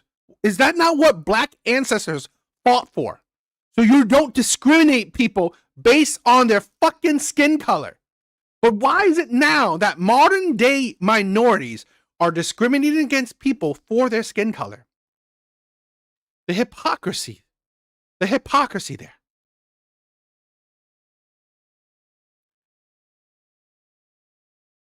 I'm buying the foods that And that's exactly right. Omni said, if she's supposed to be there, then we better not see her anywhere else. Is that the logic, DA? Exactly. So she better not go to any Italian place, any Greek place, pretty much any place of other nationalities. This is the stupidity. It's all fucking American. Everything. Well, I think why? It's like one of the best parts of America is its diversity. But why do we make it our biggest weakness? Right? One of the great things about America is its diversities. It may not be its strength anymore, but it's one of the best parts of it. But we make it out to be its weakness. Because here's the thing. In my chat, I have white men. I have men of multiple ethnicities, right? Black men, Asian men. I love it. I call these my brothers. Hell, Red Door is a Native American. I love this shit. I love that shit, right? I call these people my brothers and sisters because I love this. I love this community. Why? It's like, I don't understand this, right? I don't understand this. Why is there so much hate coming from one side? The side that's supposed to not be hateful, right? Why is one side so fucking hateful? I can never understand. Because this is the side that's supposed to not be hateful. But here's the thing. We have a stupid ass Asian woman that has been poisoned, indoctrined by the left, by Democrats, by college. And now she's spreading that hate towards white people. And it's amazing. She's half fucking white. This is the thing. We are now, and I've seen this, right? We are pushing white people to hate being white. We are trying to indoctrinate white people to hate being white. So here's a woman that's half white, pretty much basically hating that she's half white. I grew up eating, right? Yeah. We have Pookie's here too. I know, McCoy. I know you are the player. I know you are the Pookie. I know you are the Pookie here, my brother. Right now. And then she came closer and closer. And I saw this moment as we're both side-eyeing each a Canadian ginger. Evo Eddie, a Canadian ginger. The community, right? I have like the player Pookies here, Canadian gingers. I mean, come on. This is the thing I'm talking about. It's like the insanity that we have to hate each other like that. other, where we both got closer and closer and closer, meeting in the middle of the aisle, and we both realized that the other person is Asian. We both realized that we're Asian, and we both were like, and then we smiled and we walked. So you would hate that your father, which most likely is probably your father, is probably the white man. You would hate your father being in there. I really fucking hate people, right? I hate people that disrespect their own lineage, right? I really do. I really hate people that disrespect their own lineage. Guys, please like the stream. Please like the stream. Okay, you're a player, not a Pookie. I get it. I get it. Walked away. It was almost Asian on Asian crime, but I think she was doing the same thing I was doing, giving me the little like, what are you doing here? Which is valid, but also white people keep going to Asian grocery stores, keep supporting small businesses. But I do hate it when white people come in there and they're like, oh my God, I've seen this on TikTok, and their kids are running around amok, like making a disaster. See, this is the thing where this is why the left doesn't see the racism. So imagine if a white person said that about a black people. Is that accepted? Is that okay then? It is not okay for white people to spread hate towards other communities. It is okay that other communities spread hate towards white people. This is the fucking shit, right? I don't give a shit if white people like me. I don't care, right? To be honest, I have zero white. I mean, besides for the lovely people in chat, right, that I consider my brothers, I have no real life, no in-person white friends. Most of my friends are black. Most of my friends are black or Asian, right? Most of my friends in real life are black or Asian, right? Most of my, I mean, like, I have plenty of like internet white friends, which is cool. So I'm not looking to, oh my God, I need the love from the white people. I don't give a shit, right? White people liking me, hating me does not improve or worsen my day, right? But what I want to talk about is the hypocrisy. It's the fucking hypocrisy. It's the fucking delusion. It's the not thinking that you are the one who's spreading hate while you're complaining about hate. That is the insanity. Faster for people that are just like buying their regular weekly groceries. I do hate that, but like Evil Eddie, the token white friends. most of this is on me, and I'm sorry, but I'm also not sorry. Sorry. I really am a nice person, but I can't. What a disgusting person. You are fucking white. And then you're just hating on white people. This is the thing, right? This is how she get her social cred, right? How she get her social cred, okay? And this is the problem we're not seeing. This is how Asian people can get social cred with other minorities. Let me hate on white people with you. Let me hate on white people with you so I can, get brownie points with my my minority community, right? With all the black people. I don't like that. I don't give a shit. I'm not looking for support or love from anybody, right? I will point out the hypocrisy regardless. This is the thing where I'm not looking for brownie points with white people because I don't give a shit. Like I said, I don't care. White people don't sign my check. White people don't, I don't have no real life white friends. So white people are not, it doesn't help me at all, right? So I don't care. But I point out the insanity, the hypocrisy of this shit. I can't even tell she's Asian as well. I thought she was I thought she was like, I don't know. But I don't know. To be honest, I don't know what I thought she was. Maybe a bit more white. So that's why I thought it was really ridiculous. Asians do not experience the same level of racism as black people, Hispanic people, or Middle Eastern people. Because hello, colorism? Since you fucking dickwads can only understand her words on a surface level, I'm gonna spell it out for you. Whites only participate in other people's culture when it's convenient for them. They only participate in other people's culture because it's trendy. They only participate in other people's culture so they can colonize it for themselves. Just like African Americans and Native Americans, she understands this fully. When she says that she's annoyed whenever she sees a white person around Asian places, she's not being racist nor prejudiced. She is just being careful and warning you guys about culture vultures. The Asians do not experience the same level of racism as black people, Hispanic people, or Middle Eastern people. Because hello, colorism? Colorism?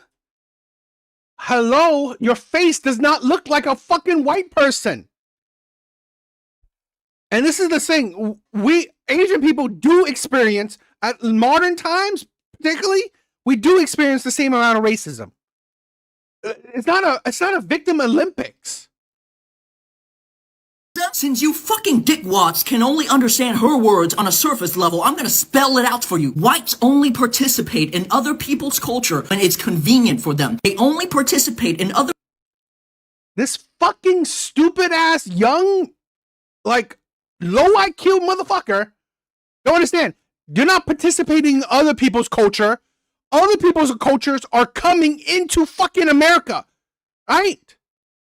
White people are not going to fucking China, Japan, Thailand and shit like that to experience other people's culture. They are in fucking America. Other people's culture is being brought into America. So it's now American. It's American, right?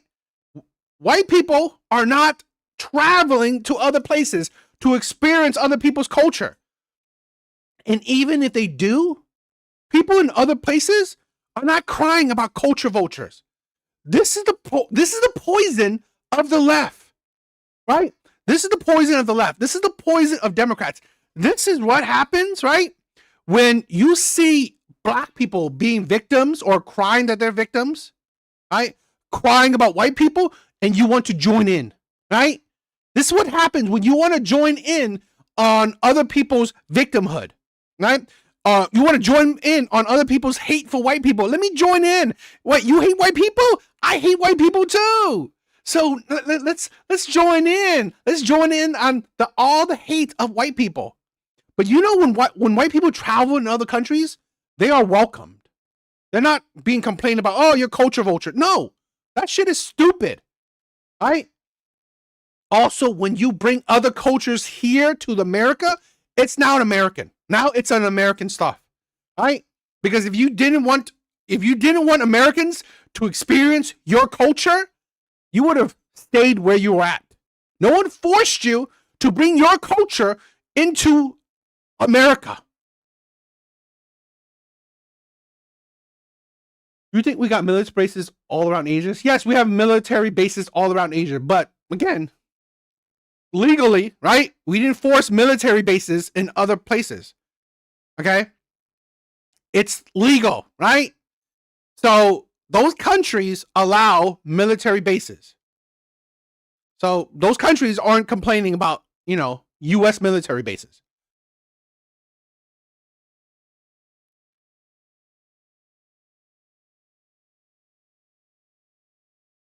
Look at the red door. Exactly. There is a Thai restaurant owner in the next town. If it wasn't for white people, he wouldn't have a business. Fucking business owners are not complaining about culture vultures. They're not complaining, right? This is the problem with the youth. This is the problem with Asian youth. They are being indoctrinated by the left, by Democrats, right? Because they want to be part of, let's say, the black community, right? They want to be part of the black community, part of the victim narrative of certain black communities. So they want to jump on board with hating white people. When it's honestly stupid. It's stupid. Because I said this before. Hip hop is American. Hip hop is American. It is. Fortune cookies is fucking American. Things you can say, it's American. So only be part of whites? I don't know what that means, right? They are complaining. This little fool is complaining. How are you bullies? How are you bullies? That doesn't make sense. What do you mean you're bullies? People's culture because it's trendy. They only participate in other people's culture. Not because it's trendy, right? White people have been eating in Asian restaurants, Asian-themed restaurants, since Asian-themed restaurants started. Not because it's trendy. Stupid as shit. So they can colonize it for themselves. Just like colonize it for themselves. This ain't the slave trade, okay? White people didn't go to China, Japan, the Philippines, Vietnam, take their culture, bring it to America. So they didn't colonize it. Technically, Asian people are colonizing America, bringing their culture to another country. Technically, right? And again, when you have businesses in America, it's an American business. A Japanese restaurant in America is an American business. A Chinese restaurant in America is an American business. This is why our youth are stupid. America is the biggest bully. I mean, could you say we're the biggest bully or we're just the most dominant? The world we live in, right? The world we live in is winners and losers. I'd rather be with the winner. I mean, like you could call America a bully, but honestly, it just shows you that we are powerful. That's it. All right. I'm quite sure, right? I'm quite sure if any single country, right? Any single country has more power, they would gladly bully other countries, in my opinion. Whites colonized Native America. Okay, I mean, again, winners make history. That's just how it is, right? Winners make history. I mean, this is a thing where I'm going to say this. I'm going to be controversial. Great. I'm going to be controversial. I don't mind. I won't cry that white people, right, took over America. I won't cry that white people colonized America because their actions, whatever happened, all the good and bad happened, it gave me the life that I'm living right now. I'm sorry, right? Let's say hypothetically, I don't know your lineage, but if I had a different life, I would be living in Vietnam in a third world country. Dirt poor, right? Dirt poor, not being able to use the advanced technologies that I'm using, not be able to have the wealth that I have, not to be able to live the life that I lived. If I was still living in my third world country, right? If that scenario where Americans didn't do, or the white devil didn't do what it did. They don't cry that minorities are overruling whites now. I'm not crying that minorities are overruling whites. What I'm crying about is the hypocrisy, right? It's the hypocrisy. One, it is okay for you to show hate towards white people, but cry that white people show hate towards you. That's hypocrisy. Two, Asian businesses in America is fucking American, right? Asian businesses in America is fucking American. And it's against the it's against the current American ideology to discriminate someone by their race. So you should not be pushing out white people out of the supermarket because they're white. Plain and simple. African Americans and Native Americans, she understands this fully. When she says that she's annoyed whenever she sees a white person around Asian places, she's not It's not fucking Asian places, right? It's not Asian places. It's American. It's fucking American. You want Asian places? Go back to Asia. This is the stupidity that I fucking hate. You can be proud of being an Asian person, but you are also an American, right? You can be proud of being Asian, of being black, being Mexican, right? But you're American. You are American. If you want to only be Mexican, only want to be one of the multiple Asian people, right? Want to be only black, you can go where there's countries predominantly black, Mexican, Asian of whatever group. You can go freely. Go back to Asia if you hate it. If you want strictly Asian, go back. Again, any Asian business in America is American. That's it. I think I hate the stupidity. I mean, yes, I'm American first, right? I'm Vietnamese, but I said this before. America first. This is the thing where I said this before. What country will I support? America or Vietnam? I support America. Right? What country do I support? Either America or my country of my ethnicity, right? Vietnam. I support America. America first, right? Plain and simple. So any business in America is a fucking American business. I hate that fucking shit. I do not support hating people, including white people. Plain and fucking simple. Is a true American. I'm proud of you. Thank you, McCoy. Thank you, McCoy. All right. Thank you. I love that. I mean, I love America. I don't rep, right? I love America. Plain and simple. America first. I hate people that thinks otherwise. Again, Asian businesses in America is a fucking American business. Hip hop is American. Right? Black culture is fucking American culture. Asian culture, when in America, is fucking American. I'm sorry. That's how fucking America is.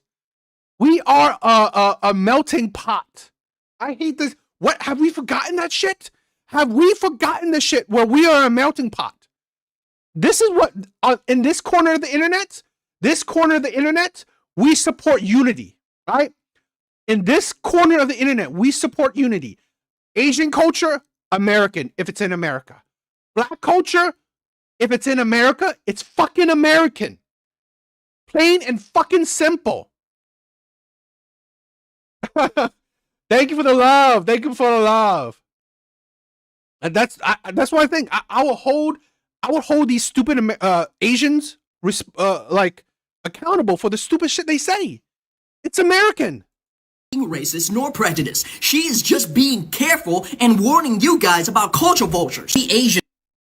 You are not being a culture vulture for eating Asian food, for shopping in an Asian supermarket when it's in fucking America. And you're not a culture vulture regardless. Asian people don't give a shit. Please give us money and eat our food. Please give Asian people money and eat our food. Take our services. Please. Right? Only the stupid care about that shit. No. Please buy our clothes. Take our services. Eat our food. Right? Give us your money. We don't give a shit. We will gladly let you be a part of our culture. Fucking stupid. I stand with H-Mart Girl. I stand with side-eyeing white people who come into Asian spaces after spending decades, i.e. my entire childhood, watching them make fun of my... Garrett, exactly. I'm sorry, right? And this is the problem with Asian people right now. Because we see other minorities, right? Particularly Democrats, leftists, right? We see other minorities, they're victims, right? We need to be victims too. Oh my God, we need to be victims too. White people. Oh my God, they're culture vulture. We need to be victims too. We hate white people too, please. We join with you guys. Oh my God. We need to be the victims. White people this, white people that. White people are culture appropriating. Fucking stupid. of my food. Some of the big Asian creators who were like piling onto that girl, they be married to white men. They got that white man by making themselves small, bringing him to dim sum, bringing him to the community center, bringing him to Chinese school. Why is he there? Why did you bring him there? Sujia, I'm looking at you. Why did you bring him there? Why are you with him? You had to literally warp your politics to allow this man to stay in your life. And for the people who are piling onto the original... And this is the thing, right? I miss this, right? Like Alvy's like saying, right? There's a Chinese restaurant down the way from me. I've been going there so long, I've seen their baby grow up. I've been part of the Black community for so long, I've seen generations, right? And I love it. This is the thing that I hate. Why can't we promote unity? Why can't we promote loving each other, regardless of skin tone? This is the American way I was growing up on, right? This was the American way I was growing up upon. Like the diversity, the melting pot. I'm tired of this, like, oh, let's pile on, let's hate on white people. And then what do you think that's gonna create, right? Let's all minorities hate on white people, what do you think that's going to create? Then white people will hate minorities. Then we are just creating a country where we hate each other. Fuck that shit. Asian people don't want a part of that shit. Right? Smart people don't want a part of your civil war. If you want to battle white people, do it your fucking self. I'm sorry. Asian people don't want a fucking part of this. It's only the stupid ones. Creator, the H Mart girl, for being Asian. Half her family is white. She understands white people, I think, better than a lot of full Asian people because she gets to hear what is going on behind the scenes. And she can be white and Asian. I'm coping. Vulturism. This is the, you know what? It's like, I hate the fucking shit. The vulture shit. I share in American culture. Comic books. No, that's fucking part of my culture. Comic books. Like, seriously. One of the most fucking American ways. Comic books. I love that shit. Anime. This is the amazingness, right? This is the amazingness of America. All these cultures come together to make an American culture. I fucking hate this shit. I really do. People are bored. Yes. People are bored. They want to hate each other. And I won't fucking allow it. I'm going to call that shit out. At the exact same time, having one white parent does not make her a traitor to Asianness. It does not make her a fake Asian. She is as Asian American as the rest of us, period. I have blocked all of the low racial self-esteem Asians that have piled on to H Mart Girl on this app because I don't want to hear anything from them. I've always felt that their takes reeked of sucking up to whiteness and... So you are hating on Asian people for having a different opinion. So, okay. So it's okay for you to hate Asian people now. I see. This is the insanity of the left, right? I hate you. I disagree with you. I block you, right, if you have a difference of opinion. The intolerance of the left is insane. When life is so easy, people need something to be aggressive or angry about. We're still animals, human at the end of the day. Life will never be perfect. I agree. Facts. And that's the thing, right? I believe that. I believe, guys, please like the stream. Please like the stream, right? Please like it. Please hit the like button. Please hit the like button. I agree, right? And that is the problem, right? Because we want to, I think a lot of people, like these entitled fucking fools, right? These entitled fools want to find something to hate, want to find something to cry about. They desire to be victims. It's too much. It is insane, right? And now we have these entitled ass Asian people. First world problems. Agree. We have these entitled ass Asian people, right? Because their life is doing well. I need to find something to complain about. Let me complain about white people. Often I could sniff some anti-blackness in there too, which absolutely not. Anti-blackness. Never on my timeline. I've spent so much time in my own life trying to be pro-BIPOC people, pro-Asian, pro-Black, pro-everyone. I cannot risk. You're so pro-Asian, you block Asian people who has different opinions to you. Their brain worms infecting me. Yeah, so in case you were waiting for my H Mart take and Asian grocery store take, yes, I agree with H Mart Girl. She's fine. She did nothing wrong. End of story. I stand with H Mart Girl. Shows you how, again, this is the stupidity. This is the stupidity right here, right? The left, Democrats, college is indoctrinating people to be stupid. It is affecting Asian people, right? Now we don't have the IQ. We don't have the IQ to be logical, right? Now it's feelings over facts. Feelings over facts, right? It's all what I feel. It's what I feel. I feel like I hate white people. So, instead of being, logical, where I'm not hating people based on their fucking skin tone, right? That's logical. Don't hate people based on their skin tone. Right? Judge people based on their character. But no. It's got to be their skin tone.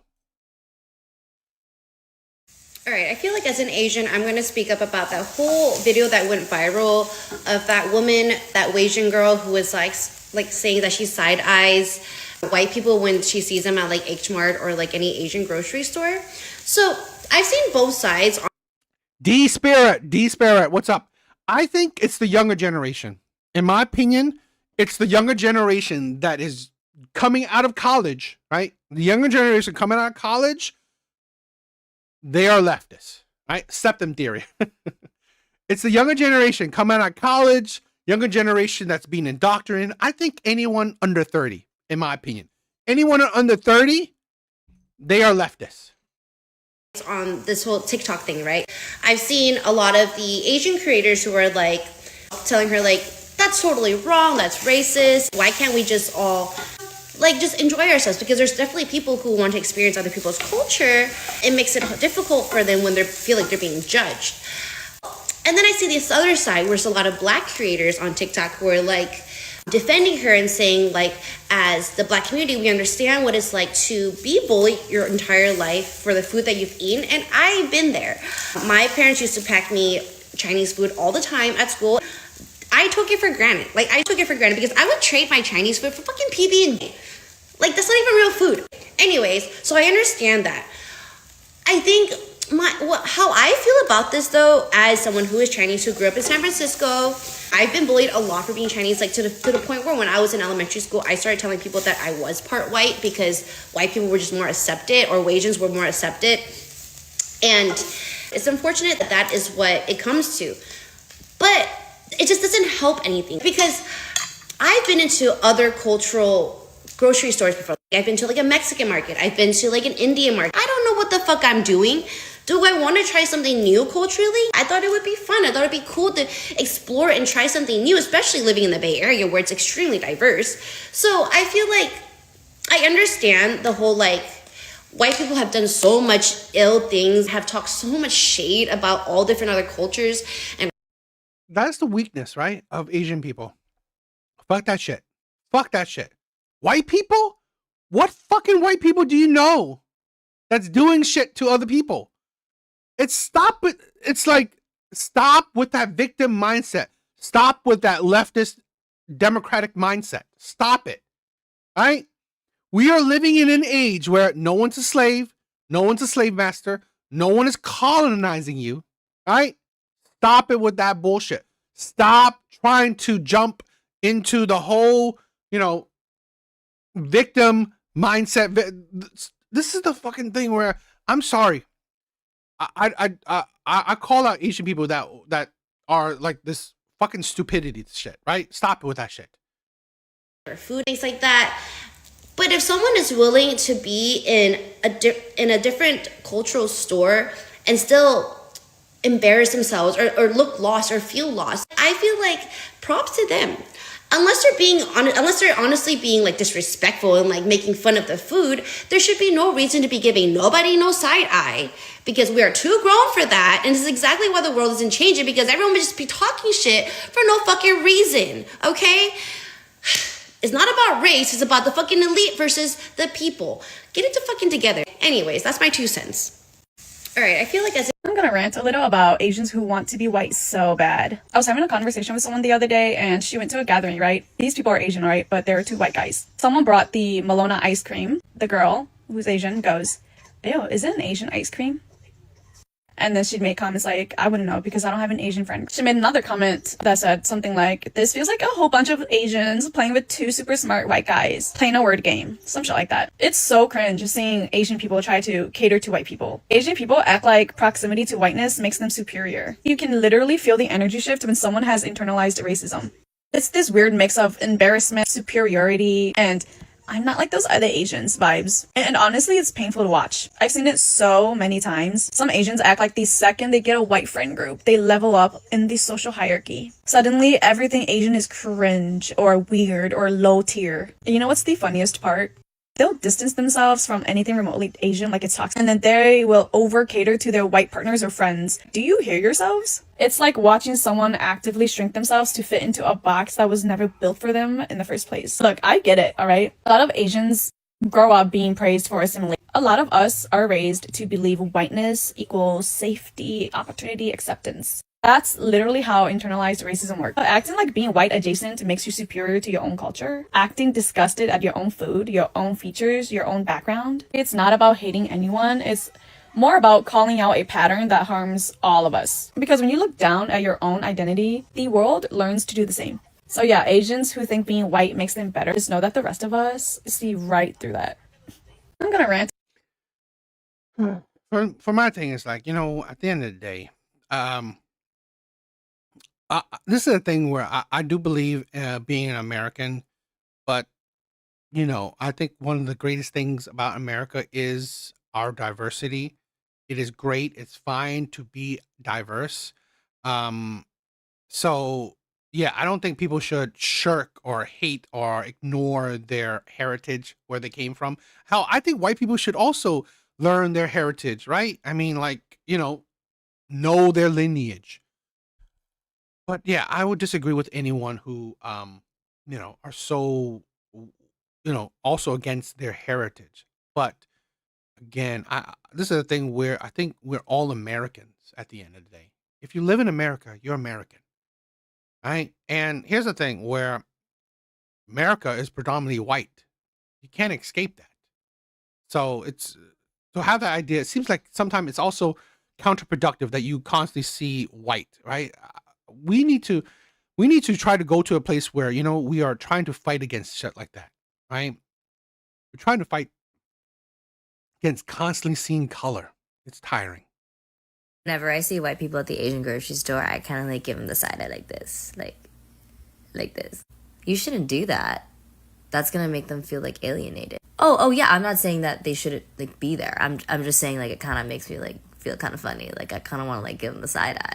Well, what's so funny about that? Racism is a very serious thing. Oh no, yeah, that's not what I'm saying. I think that white people should be shopping in these Asian grocery.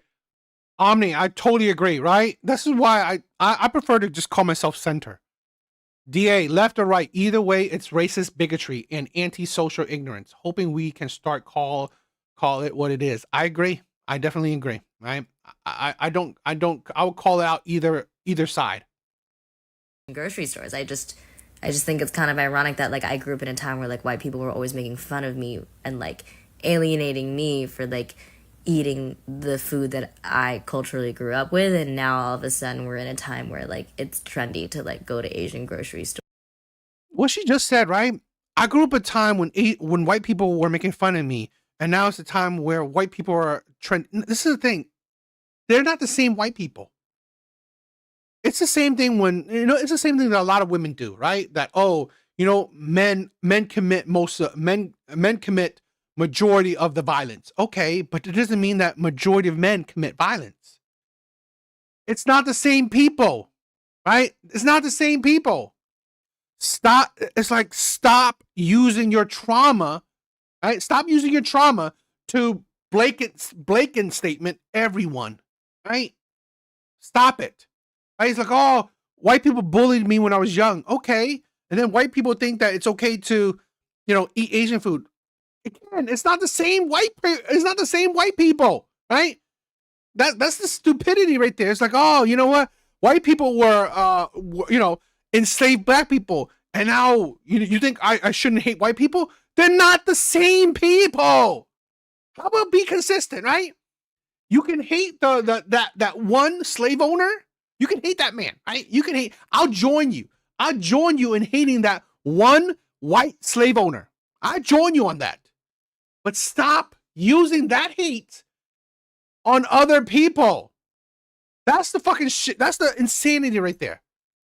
Because they're good deals and exotic foods. Yeah, but we should be coming together over food. We've been through so many times where we were so divided, and now we're living in a time where it's a little bit more normal for white people to enjoy Asian food, and therefore that affects the way that Asian people are treated in a positive way, and we should be protective of that. Making sure that white people are comfortable to eat our food is that not like just centering white people? Like, why should we be concerned about that? Oh, well, I don't see it as centering white people. I see it as making sure that we don't go back to a time where like white people thought our food was weird. Like, I like that white people think our food is cool now. Oh, well, I guess I get it, because like if I grew up in a time where like every popular movie and like TV show like had like a token Asian person and the punchline was that they were Asian, or like there was like always gonna be like some like lightly racist Asian joke, like I would also like feel pretty upset, and like I also would want to like protect that as well. Yeah, and I guess I see that now, like you're living in a world where like non-Asian people are also like now obsessed with Asian culture. Like the world loves K-pop, and like the world loves to shop at H Mart now, and like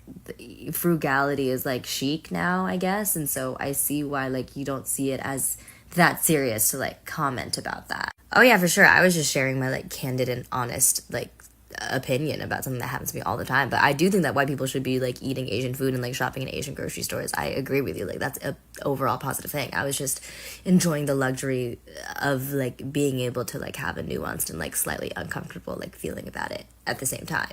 Multiple opinions can exist within the Asian American community. Well, yes, there's so many ways to be Asian American in this country. Of course, we're all going to have different opinions. And I think that's like a really good thing. Whenever I see white people at the Asian grocery store, I don't mind people frugality. People are brokeness. Exactly. I don't mind different opinions, but comes with different opinions, criticism, right? There are opinions on opinions. So I again, it's okay that that woman had her whatever, right? But what comes with it is that you could call that shit out as well, right? You can call that shit out. Can't stop myself from giving snark to the white people at Asian grocery stores. I'm a white girl. I shop at H Mart. This is what I buy. Going in terrified, but not really, because it's a grocery store. I love these milk teas because I like to put them in my coffee. These citron teas are so good, especially since it's getting cold out. I'm gonna get some enoki. I'm gonna wrap the enoki in some bulgogi. Sundubukit. These scallion pancakes are my favorite. Feeling pretty judgment-free so far, so that's nice. Love these pickled vegetables too. These are also amazing for when you're running late in the morning. I'm gonna get black and sweet. I forgot to show it, but I also got these golden custard buns and some marinated bulgogi with some little veggies in there. Made it out alive. And you know what? Nobody cared. Don't let people like that scare you from just enjoying the food that you like. Can't stop. And it's funny, I don't even shop in Asian supermarkets like that. I just don't. So really, it's like this is the thing where it's like, you know, it's like McCoy said, right? It's like people are trying to find issues. They're bored. They're entitled, right? These people are bored. They have no problems in life, so they're searching for issues. These people are searching for issues, right? I'm judging her on the milk tea, the fuck. But this is the thing where you can shop wherever you want. It's not against the law. Okay, Asian. So I have been seeing many posts about these stupid ass discussions on Wasians and Asian Americans and white people and H Mart. And I think more than anything, it is just reinforcing something that I've thought for a while, which is that Asian Americans just pick the silliest fucking cultural battlegrounds with which to discuss things, right? And it's like profound how incredibly unserious it is. There are so many things that Asian Americans can be discussing more. Stuff like elder safety, stuff about career representation when you're not in STEM. I don't know, like there are other things that career representation, I think it's stupid. Elder safety is interesting, right? I think we should talk more about, you know, we don't respect elders like that anymore. So Asian Americans have worth talking about than who gets to fucking shop at grocery stores, okay? No one gives a shit about that.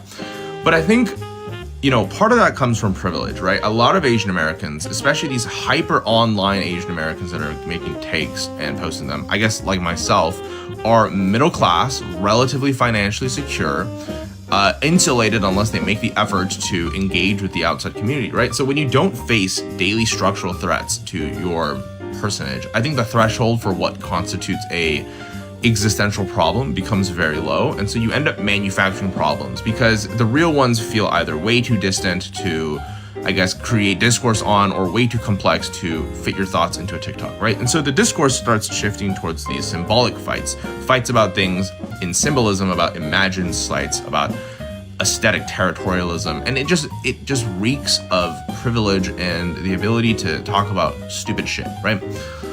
And I'm kind of reminded of when I see online, I will look at, for example, Black discourse online. And I think what I see a lot is they will call certain behaviors or certain things like a CIA psyop, right? That's how I view this. Like all this grocery store bullshit is like CIA implanted stuff to just make Asian Americans squabble about stupid shit that doesn't matter, right? And so I think you start to... I do admit, right? I mean, you guys, I get a lot of detractors saying, why don't you talk about your community? Exhibit A. Why don't I talk about Asian people? Because of this stupid shit. Really? Is this something that's worth talking about? I mean, I'm talking about it, but it's like, seriously, really, it's not that worth talking about, right? I'm trying to change it up, right? I'm trying to change it up a little bit. But again, it's stupid shit, right? White people Asian people hating on white people because they're shopping at Asian supermarkets. It's stupid. It's utterly stupid. But that's the thing where I think that it's the trendy things to find ways to hate on white people. So that's why I talk about it, but it's honestly really stupid. Yes, he's talking about exactly what McCoy said, but basically more intellectual way. Start to see this really interesting pattern where a lot of these Asian American influencers are in this weird loop where because their entire brand depends on being Asian, like very loudly and very passionately, they start relentlessly talking about being Asian to the point where it seems reductive, like the way that they're discussing everything, right? Like it's like they're performing their Asianness instead of simply living it, right? You have these like crazy big influencers that like don't even speak their language. They aren't related to their culture in any meaningful way. They don't know their country's history, and yet they will relentlessly police other Asian Americans and then other non-Asians on shit that, quite frankly, really just doesn't matter, right? When your whole persona is like Asian content creator and you really focus on the Asian part of that, I think you need to start generating content to talk about. And so naturally, the algorithm rewards you for talking about conflict, and so you'll talk about Asian conflict. And obviously, the things that are worth discussing are not things that a lot of people are going to be interested in. So you're just going to talk about random bullshit, right? So I don't know. You just end up with this disgusting self-hating engine that like relies and feeds upon cultural gatekeeping, right? You have these people that like are desperate to prove that they are Asian and that they have their semblance of Asianness. And this is not a commentary on Asian Americans or Wasians or, you know, any one particular group here. See, I'm talking about people as a collective, okay? As the whole diaspora. It's just so ridiculously cringe. People talk about the most stupid stuff. I think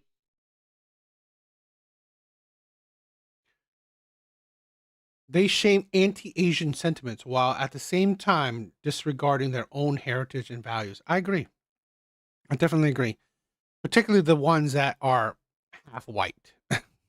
It's funny that their hypocrisy, their utter hypocrisy. Okay, Asian grocery stores. A lot of Asians are talking about the... When you become pro-Asian enough, you start listening to Black people and become pro-Black as well. I'm not talking about individual Asian advancement where you play pick-me to white people, cater to them, make yourself smaller for them, maybe marry one of them, and then move up in society that way. No, that's not what I'm talking about. When you're interested in the liberation of the Asian American collective and in Asians around the world freeing themselves, and specifically to Asian Americans because we are a relatively new ethnic group in America, you realize that Black Americans have been liberating themselves for as long as they have been here, for over 400 years. You look at the way that they ostracize the pick-me's in their community, the Candace Owens, you can see what happened with Onyeka, the Danish deception girl. Black people, and specifically Black women, did not let them off the hook. Candace Owens can no longer go to Black people for any kind of support or help because as a collective, they have disowned her. Why are Asians not doing more of that? Look at the way that Black people have created their own spaces, created their own communities throughout American history. Even when white people have gone and tried to destroy them, they have managed to create their own culture, their own language. They're protective of those spaces. They embrace their ethnic features and hair texture instead of just doing whatever Karen is doing. And this, I'm talking generally. I'm not saying that every Black American is like this. I'm saying that a lot of them are, and that the general sentiment that I get from that community is that they are proud to be who they are. So if you're Asian and you're thinking, I want to be able to wear my cheap to school. I don't like it when people gentrify my food after making fun of it my entire childhood. I don't like being fetishized, and I will not marry someone who does that to me. When you start thinking this way, you just look look right on over to black people. And they've already had those thoughts. They've already done the same thing. You just do it in your own Asian flavor. And this doesn't even get into the fact that our liberation is all tangled up in each other. Like all the minorities in the US and in the world, overthrowing white supremacy is like a collective effort. And black people have been telling us this since we got here. I'm just hoping that if I say it, then maybe you will listen. When you... Oh, God. Totally awesome. What's up? What's up? And yeah, this is the toxic gatekeeping. This is the stupidity, right? It's that, again, we are too entitled. We are too free. Now we are looking to other communities to embrace their victimhood, right? To look for their, embrace their problems onto their own. No, Asian people don't care. Asian people should not give a shit. We care about success. We care about what can propel us to success, right? And this is the problem. This is why Asian people in general don't give a shit. This is why you don't hear Asian people giving a shit about that stuff, because it doesn't do anything for us. It only propels victimhood, right? I mean, listen to this guy I liked. Okay, Asian grocery stores. A lot of Asians are talking about this topic for some reason on TikTok, whether there should be non-Asians going to Asian grocery stores. First of all, it's none of our business because we don't own those stores, right?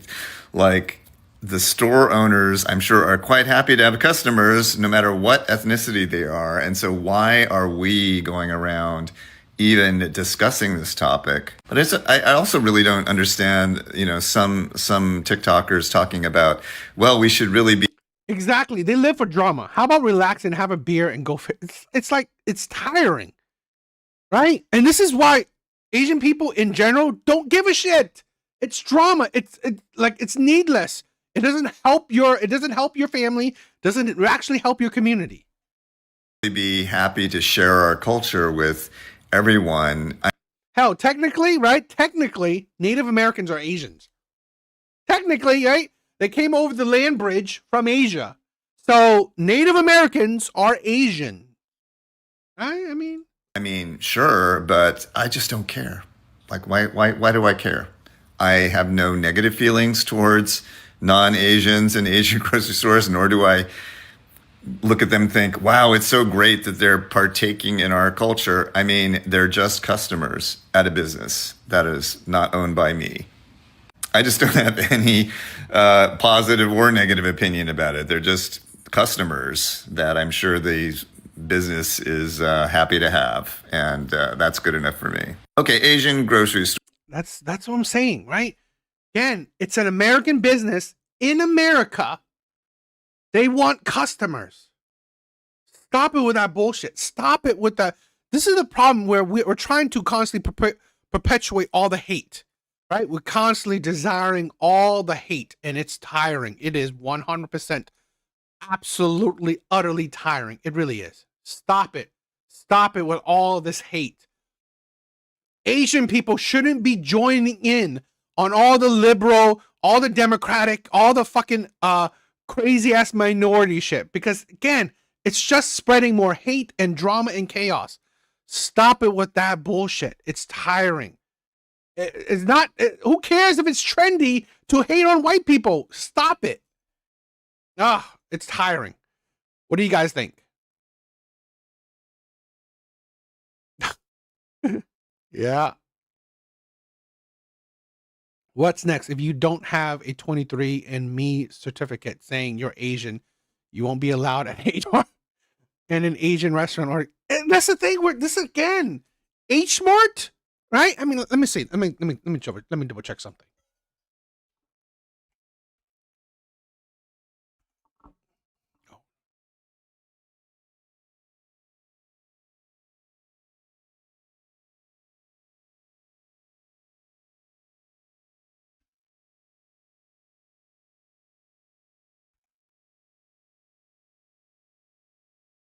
Seriously, okay, H Mart. H Mart originated in 1982 in Woodside, Queens, New York, when South Korean immigrants, opened a small grocery store, there. H Smart was created in America. It isn't from Korea, right? H Smart is American. H Smart was created. H Smart originated in New York, not in Korea. Woo! Oh my God. Right? Seriously, it's an American thing. It's an American establishment. It just has a fucking Korean theme. It has an Asian theme. So fucking what? Right? H Smart is fucking American. I swear to God, I hate, I don't understand these people that need the divide. They need to create the division. Stop it with that bullshit. This is 100% I believe, right? Hip hop is American. H Smart is American, right? Fortune cookies is American. A Chinatown is a fucking American thing. It isn't like they don't call it Chinatown in China. No, it's just a fucking town. So a Chinatown shit is an American shit. I'm tired of all this insanity. It really is. And I'm quite surprised that H Mart, it's made in New York. Made in fucking New York. Unbelievable. People are just really stupid. People are crazy.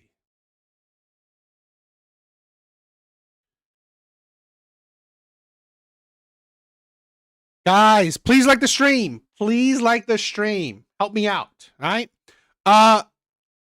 Give me a minute. Gotta go to the bathroom. All right. So listen to some music for a little bit.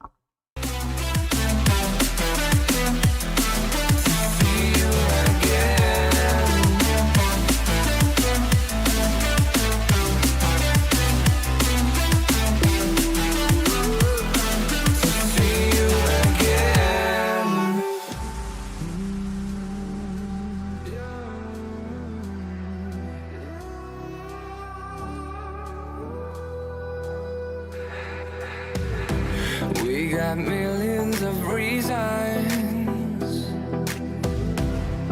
to let it all go. Hope we're not too broken. I know I'm not always strong, and I've been counting days to get away, to see you again, see you again. Been fighting ways to get away, to see you again.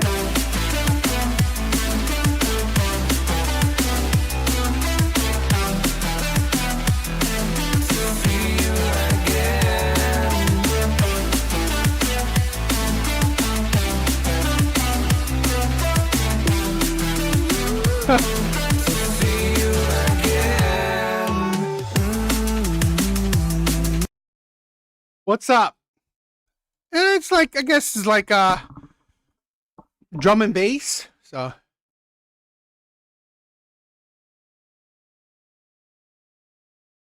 yes, I mean, it can. H Mark is just get a better play. Again, guys, I have to only go for like non-copyrighted music, right? I gotta go for non-copyrighted music. So sorry, guys.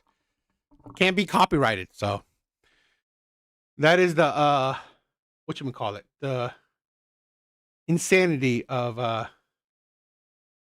YouTube. Now you gotta use the bathroom.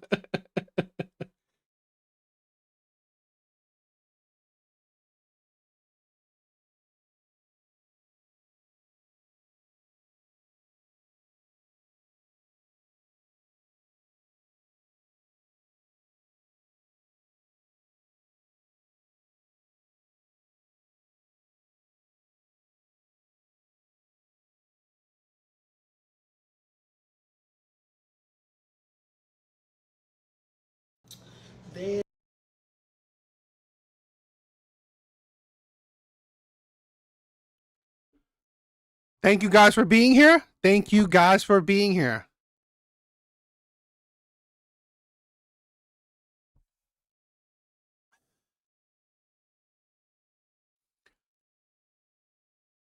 All right, this was an interesting video, right? This was an interesting. Damn, I fucking hate my life. I'm in the Amazon bathroom trying to like be quiet about it, but one thing really made me really upset. I saw a girl and a dude playing around, like flirting and stuff like that. And it's like, damn, do I look that motherfucking bad for me not to have nobody flirting with me? Damn. It's like, half of it, I hate my fucking life. All the dudes flirt with the other girls. Dudes really don't flirt with me, or am I? It doesn't happen. It doesn't happen. I know, it's probably because the way I'm shaped. All types of stuff. But I had to go in the bathroom because I was literally about to cry. Nobody flirts with me. And it's sad. I mean, damn, I fucking hate. That's something that, again, this is what men face, right? This is shit that men face. Kind of, I mean, I can feel for her, right? But, you know, this is the thing that a lot of women don't understand, that this is, you know, but this is a thing where I never understand why women bring shit to the internet, right? Why you bring this shit to the internet? It's not gonna be the best thing for you, right? It's not gonna be the best thing for you. So a bunch of people have their hot takes on it.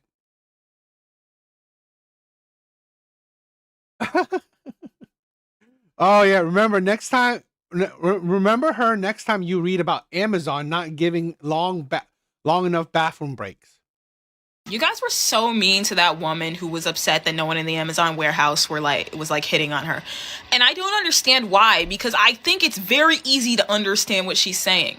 She has not felt desired for most of her life. People do not find her attractive. No one has been explicitly saying that they find her attractive. And so when she sees other women being hit on, she is jealous. And it's not even that she wants the negative attention. It's that she wants any attention.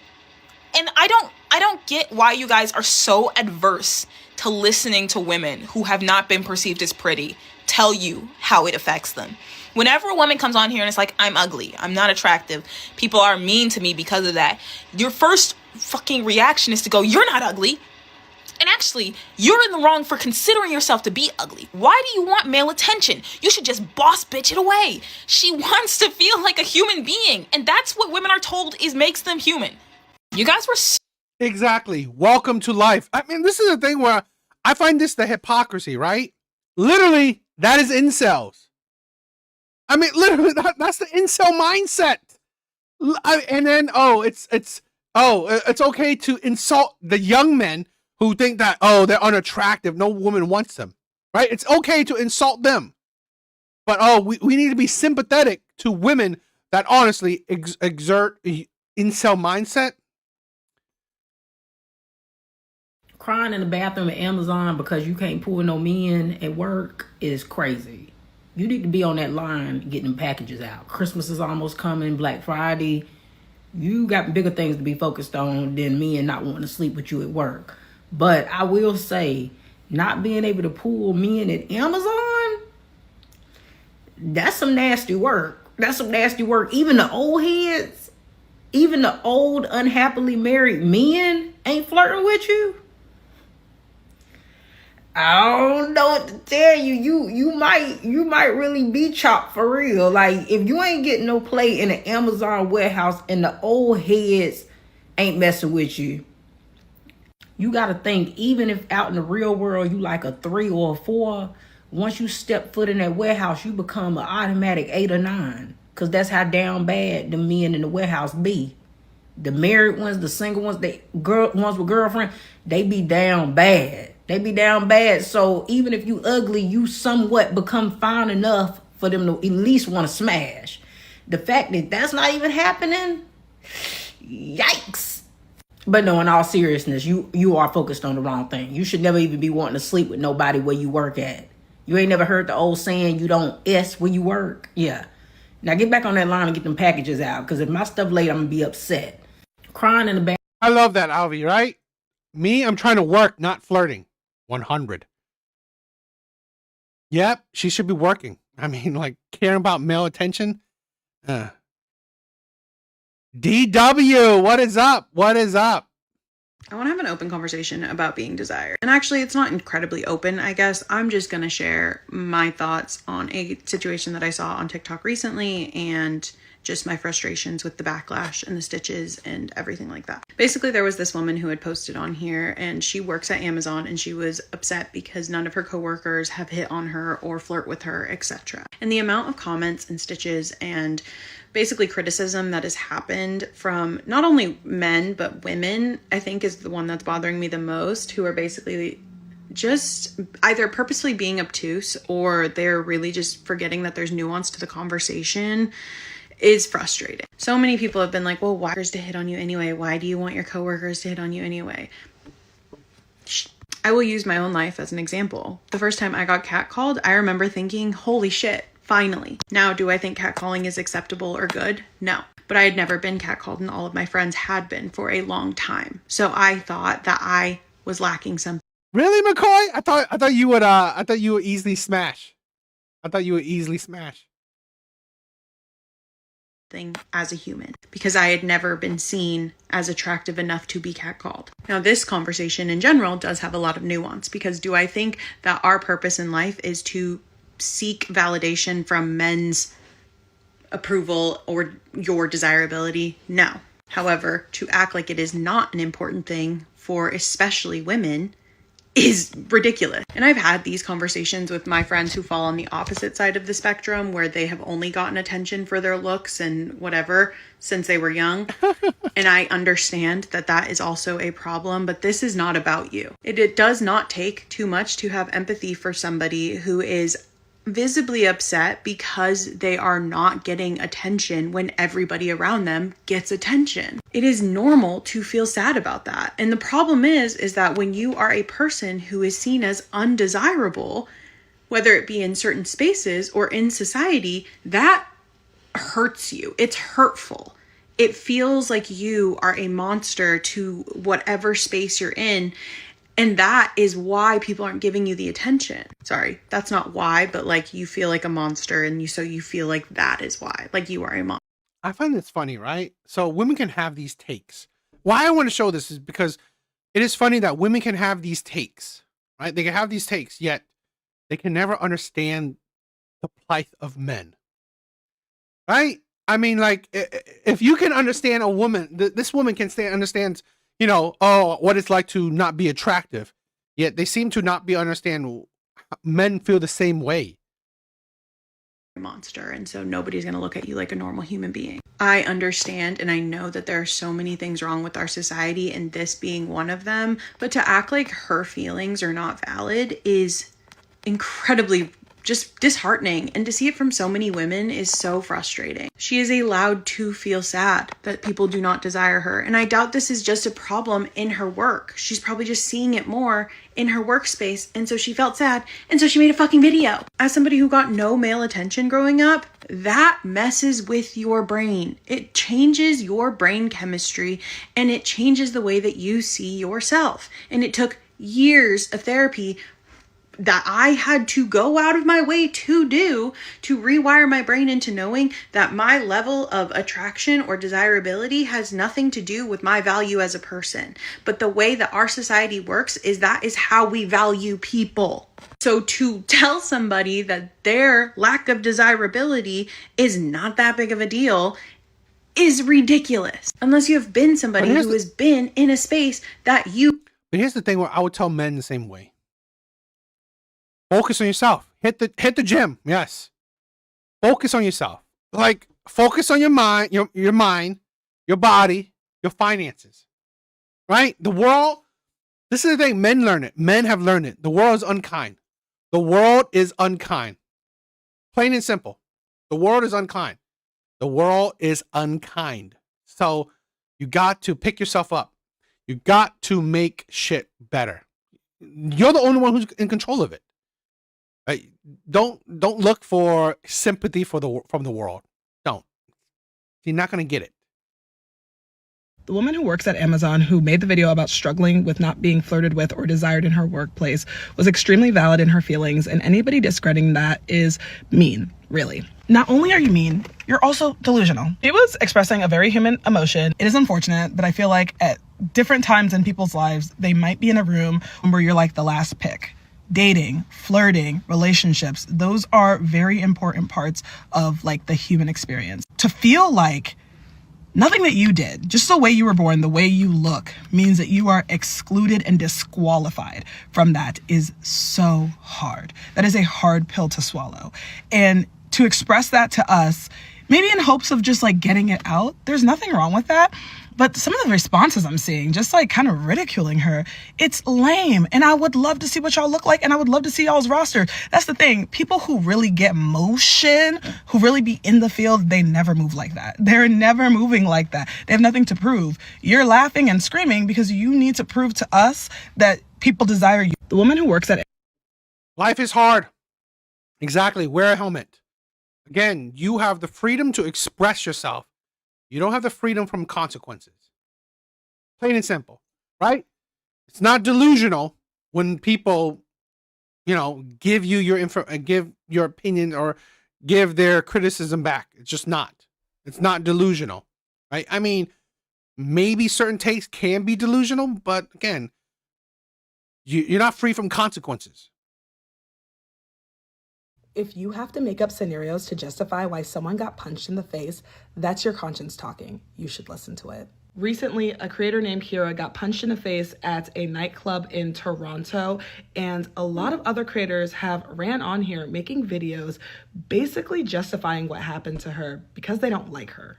I want to reiterate that none of these people were there, and despite what Kira said, despite the person who hit her getting fired and the owner apologizing to her and trying to make it better, and despite her having a police report and pursuing it legally, these people still made up scenarios where she provoked this punch. Most of their claims were basically because she's inflammatory online, that means she's inflammatory in real life, and that means she was inflammatory in that moment. A lot of men came out here and said that she makes anti-men content, and so her getting hit makes them happy. Some people said that they were happy that she said she'd never been hit before, and that's why she talks like that. And now that she's been hit, she'll know to be in line. I can't even start to break down the psychology of that, but I would like to say the implication is everyone who said that has been hit in the face, and they're still online making content. I don't think violence does what you wish violence did as far as controlling people's behaviors. Listen, at the end of the day, feel how you want about her, and honestly, feel how you want about the situation, but it destroys your credibility to hop on a bandwagon like this without knowing the whole situation. If you feel like Kira deserved to be punched, you should be able to, just from what the information she gave in her video, justify that punch without having to add and make up things and start a wild hate train. You shouldn't be frothing at the mouth anytime someone you don't like gets put up on the chopping block, because it will be your turn too. If you have...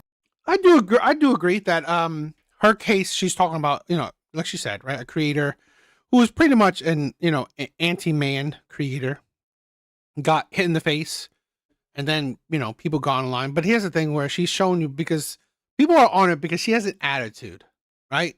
That woman has an attitude. So it's not just what she said in the video. She's a person who has an attitude. She's a person who is very entitled. So a lot of people are judging not purely just because of the video. They're judging because of what type of person she is. So they would infer that, okay, because she's a creator that has pretty much a very entitled attitude, right? She has a big ego. No duh that people are not surprised that she got hit.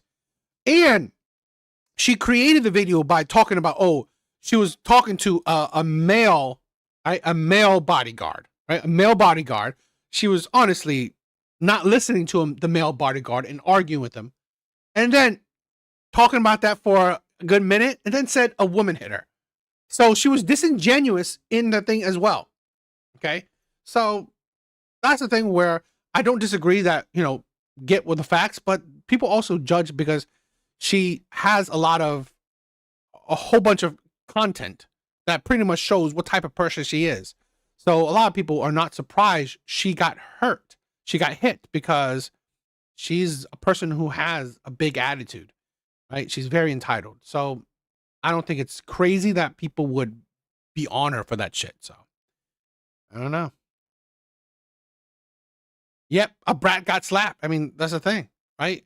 If you're being a brat, you're being egotistical, you're being entitled. Certain people won't stand for it. So I don't know.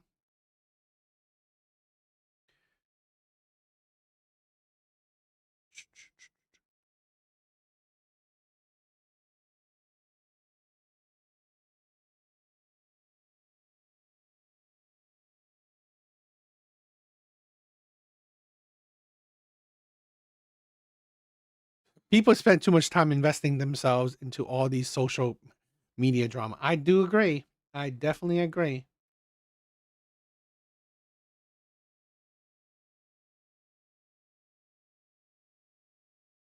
Does New York City...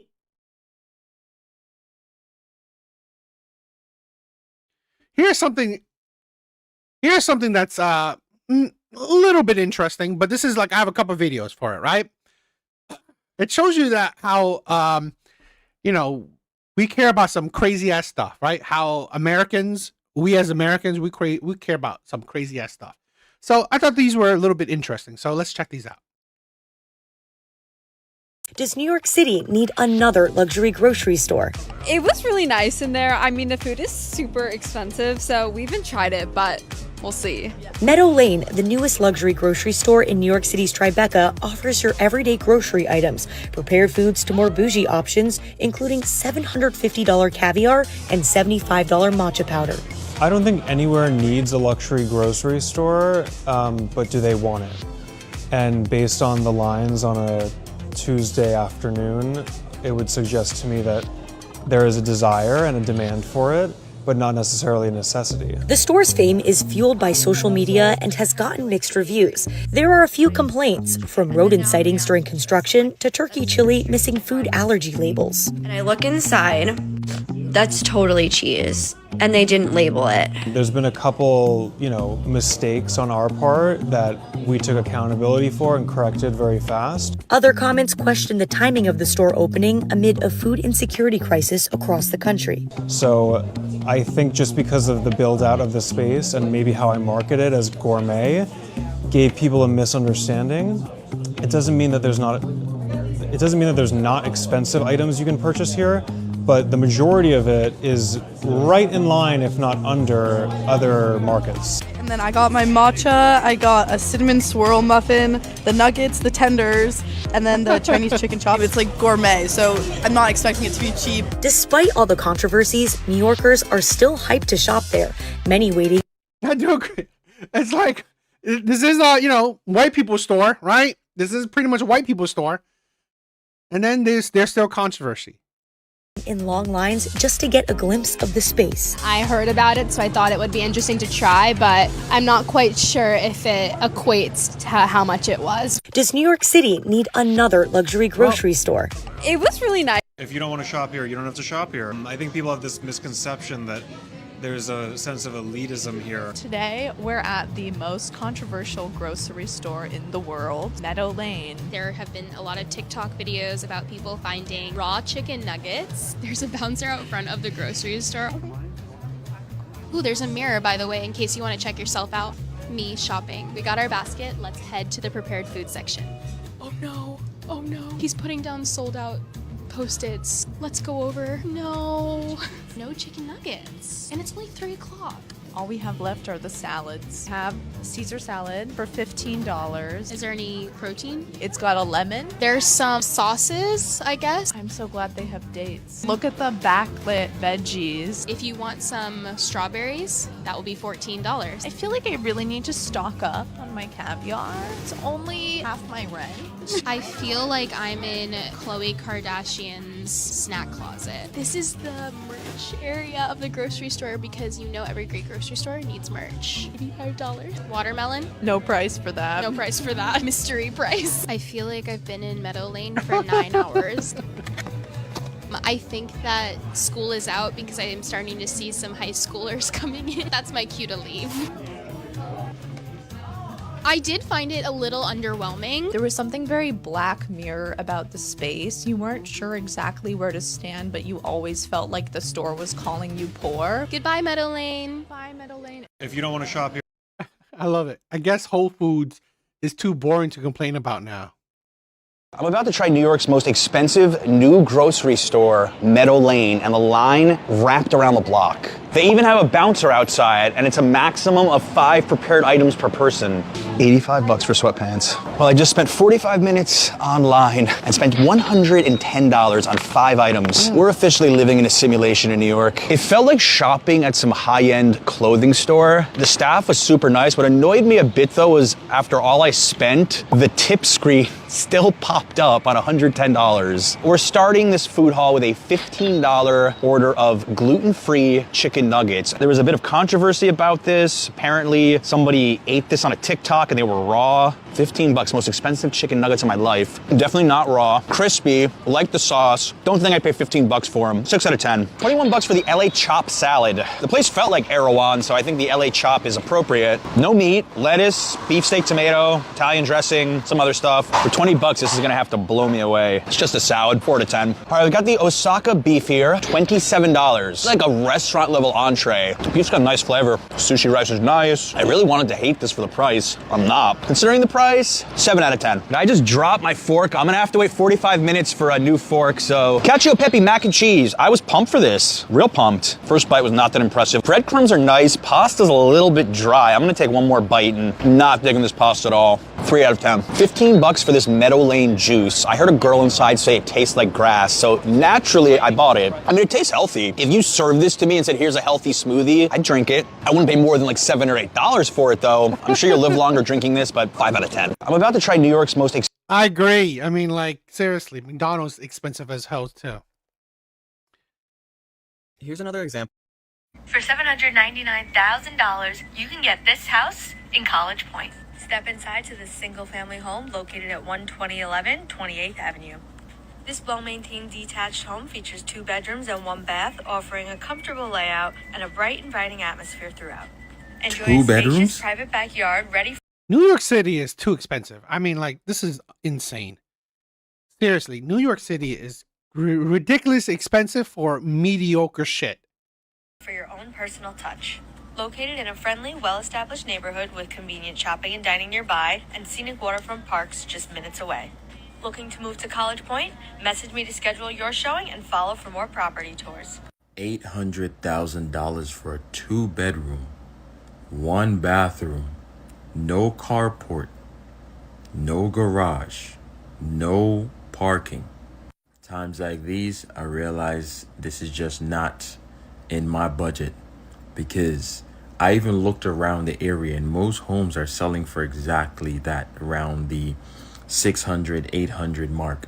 But correct me if I'm wrong. Maybe I'm just not that wealthy. I can't think about paying $800K for a 2-bedroom, 1 bathroom.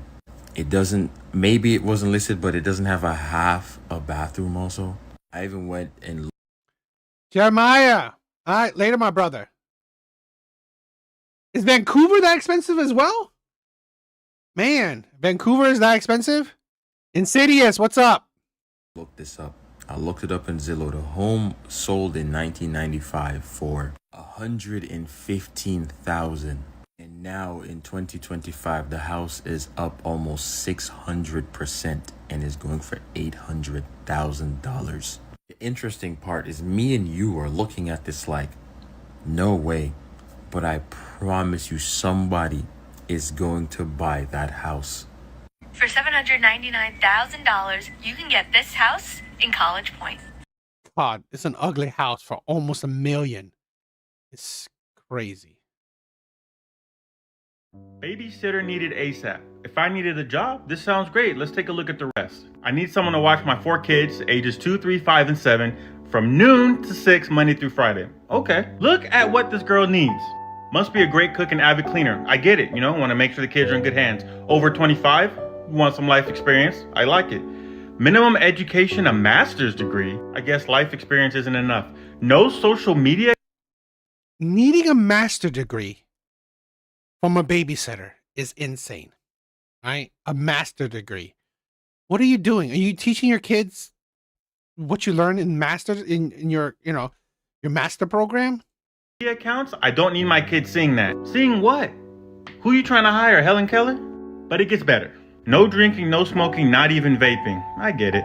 No tattoos or piercings. I will be damned if the devil pierces someone to watch my kids. Look at this. 5 professional references, background and drug testing will be conducted. You'd think this would pay thousands. This job pays $200 a week. Must have own transportation to get to. Tammy, I something tells me you ain't. $200 a week. Wanting someone with a master degree. If you're someone with a master degree and you're making $200 a week, you just wasted your degree.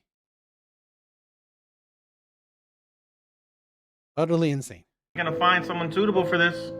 I mean, Miss Doubtfire wouldn't even take this gig. Babysitter needed. This girl paid over $4,000 for Hair by Chrissy to do her hair. She's given an honest review, and wait till you hear what she has to say and how Hair by Chrissy responds to this review. And this girl even posted her receipt to show the breakdown of the price and how they got to the $4,000, and it is going to shock you. In the video, she talks about how Chrissy only touched her hair for about 60 seconds. She touched my hair for 60 seconds. She came over, saw what she wanted to be done, told about 10 different people what to do on her hair, and then basically left. You walk in, she touches your hair, asks you what you want, then she tells everyone what to do on your hair. She says one of the biggest reasons she's upset is because she thought she was getting her hair done by Chrissy, and that was not the case unless you're famous or a big influencer, that you don't actually get your hair done by Chrissy herself. You're not famous and you go to Chrissy, she doesn't actually spend time on your hair. But Chrissy has responded to this, and watch the first little clip and how she does what she does and then literally walks away. You can see her walking away. Watch her walk away.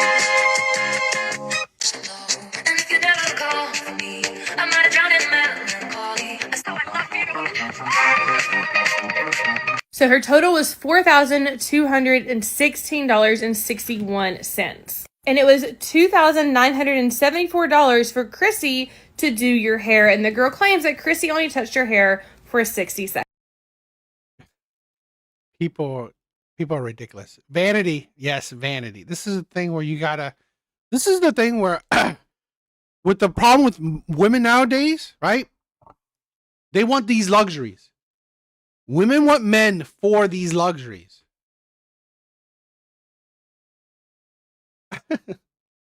So that's $165,000 total.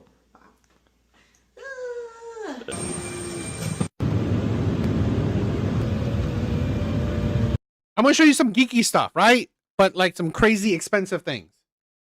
So I want to share some geeky things. Holy freaking crap, this thing's huge. Crazy that I can just drive this. That looks great.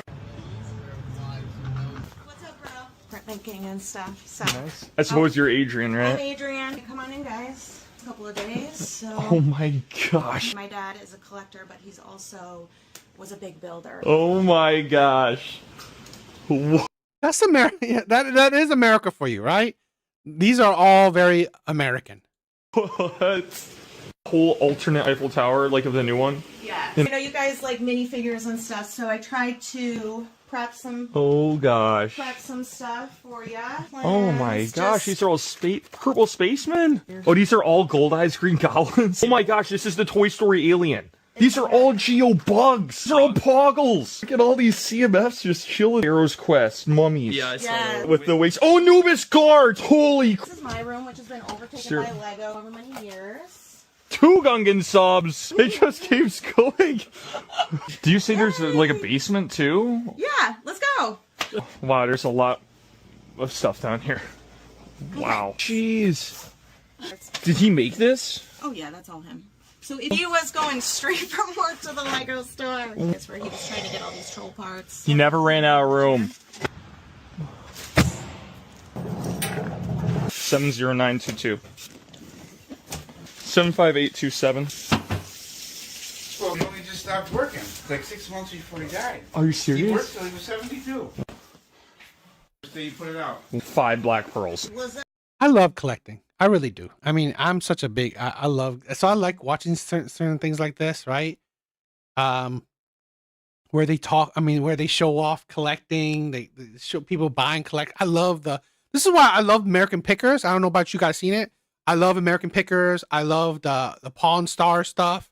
I love those shows because the Antique Roadhouse, right, or Antique Roadshow, right? I love that, right? I love, all these like collecting people buying shit. I love it. I really do.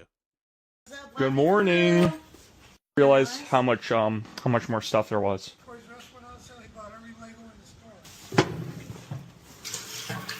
What's our pile? Dad, why did you sell it to us at a discount? My brother and I both have careers. We want to continue to live our lives. Share my dad's love and creativity. We did extra $4,000 yesterday for the sealed sets. We can do an extra $36,000 today, bringing up to $40,000 for everything. For everything. Yes. So that's $165,000. $165,000 total. Let me just confirm it with my brother. You remind me of an $165,000 for someone's collection. Quite a lot of money. Yeah, instead of being addicted to porn, he's decided to find a hobby as a collector. Elon Musk, Keanu Reeves. It's good to go. We're good to go? We're good to go. Awesome. Okay. Appreciate it, yeah, Adrian. I talked about it with a lot of different people. People that were important to me, people that were important to my dad, people that were business people or were in the business of reselling. But you guys very professional. You guys did a really good job sorting everything. So. Really, I don't have any complaints. So okay. I'm thankful. So that's 7181. Okay, on to lot 15. Do I need to say much about this book other than that it was found in a closet in San Francisco? It is the highest graded Superman 1 to come out of anywhere. It's absolutely gorgeous. I got to see this in person both before it was graded and after. And this is a thing where, I don't know, this is what I love being American, living in America, right? I love these things. I mean, let's say this, right? If I was living in Vietnam, I don't think I could do this, right? I don't think I could collect. If I was living outside of America, I don't think I would be a geek, right? And this is the thing where America has given me that luxury, right? America has given me that luxury to be a geek, right? To have passions and hobbies. America has. If you live in other countries, you'll be living for survival, in my opinion, right? In my opinion, if you are living in other countries, not all countries, but a lot of countries, you'll be living for survival. It was graded, and I cannot explain. That is beautiful. That is beautiful. I would love that. If I was ever a millionaire or a billionaire, right? I would love that. That is beautiful. Thank you how amazing this book is. We're going to open lot 15 at what? $7,050,000. $7,050,000. I need $7.1 million. Let's advance to 7.1 million. 7.1. It's a prior 7.1. It's not with you, Heritage Live. I either need a cut bid or I need a full increment to make it 7.2. I have $7.1 million. Do I hear 7.2 million? Bid on the phone of $7.2 million. Let's go to 7.3. I'm at $7.2 million on the phones here in Dallas, Texas. Do I hear $7.3 million?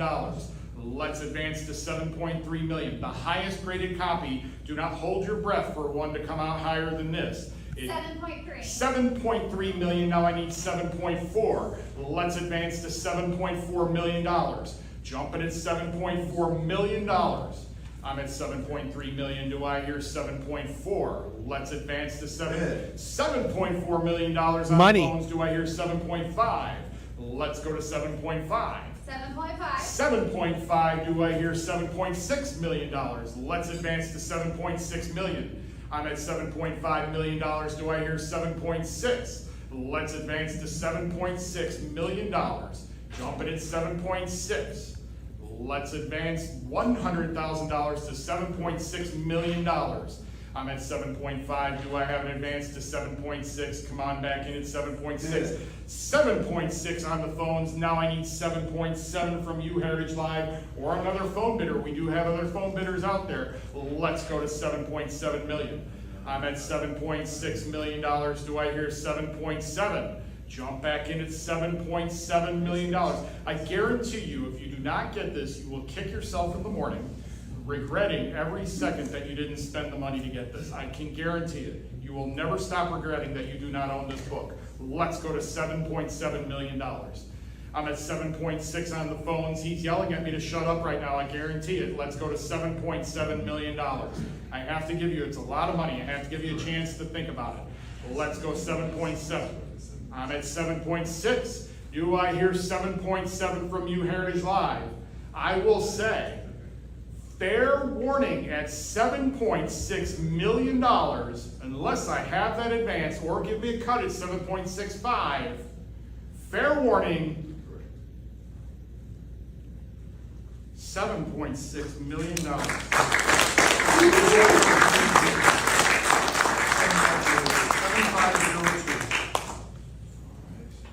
Congratulations to our phone bidder. Congratulations to our bidders. Thank you very much. That is the record of all records for comic books. Thank you very much. And now we're going to go on to lots. That was expensive. And that's America's for you. That's America.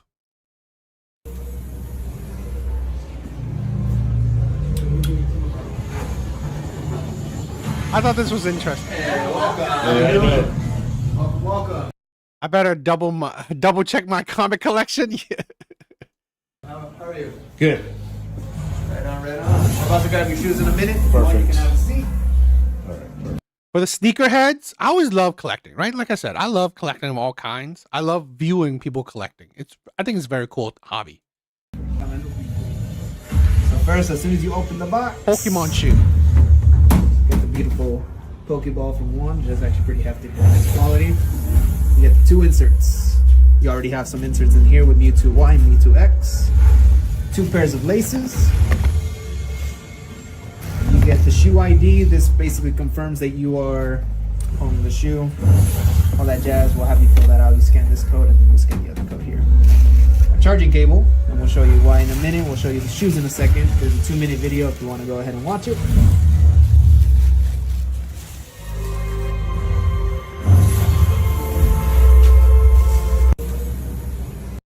He didn't show the shoe, but I mean, it's the whole presentation I thought was cool too. So I wanted to show it. Actually, you know what? First, can I just get you paid? Yeah, let's do that. So $19,750. Yeah. USB shoes. That's what. Okay. And you're definitely getting more. This is America for you, right? Guy flying his own plane to go buy Lego.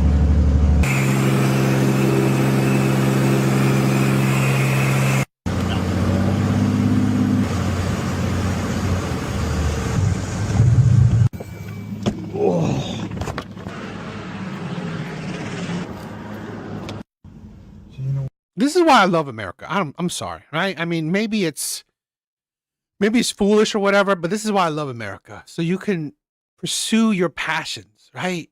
You know, you can enjoy life. I have a truck rental. You're gonna have to slap that screen, that first. Oh, I ordered one of those, and they gave me a 24. So. McCoy, that's what you're collecting? You're crazy. Hello, nice to officially meet you guys. Yeah, you too. I'm Christy. Yes, ma'am. Nice to meet you. This is her actual. Hello. Yeah. Great to officially meet you. How was your flight? Easy. Let me just All right. show you the whole. Okay. Well, I'm assuming. Like, So, this like, is when an honor. our goal is just to like really quick check this stuff off. So they're jam packed as much as they Okay. can. These are what were in the bin. Are those sealed? Are these sealed bags? They or- are sealed. Okay. The lid on it. Okay. The inventory. Actually, you know what? First, can I just get you paid? Yeah, let's do that. So $19,700. It is extravagant. It is extravagant. But you know, this is, I don't know. That's the possibilities of the West, right? You can live a life where you pursue your own happiness. $150. Yeah, that's what. Okay. And you're definitely getting more. Right. But the with everything, the trade is completely. Okay, I don't want to start loading anything up Nope. until the payment goes through. So, Yeah, exactly. so it's like I just want to go ahead and get you All right, paid. let's get that done. It is beautiful. We're done. Well, thank you. Thank you. Now you can keep it here. I'm kidding. Yo, that is cool, Brett. Collect knives, swords, and axes. Man, I love that. You know, one day I do want to start collecting those kind of things too. To prove a point. Because when you said that, you and I both looked at each other like, no way. What do you need? Oh yeah, the silent area. I got that. Oh my gosh. I know, right? You're adding the Eiffel Tower. That is. Yo, McCoy, is that what you do? I know your player soft. Do you have mementos of the women you conquered? Okay. Sweet. Well, I appreciate it. Oh.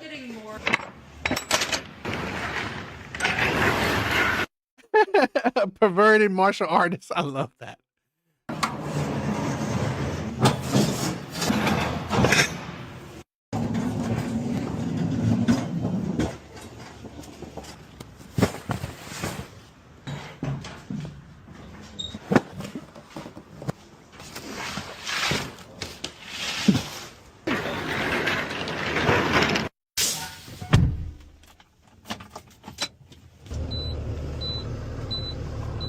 Thank you so much. Appreciate it. Great meeting you. Actually, you know what? I thought it was cool, right? I really love I love the geek community, right? And I love the whole buying and selling and all that stuff, how much things are worth. I really do. I think they're cool. So I just want to share you guys a little bit of it, right? So I thought it was cool.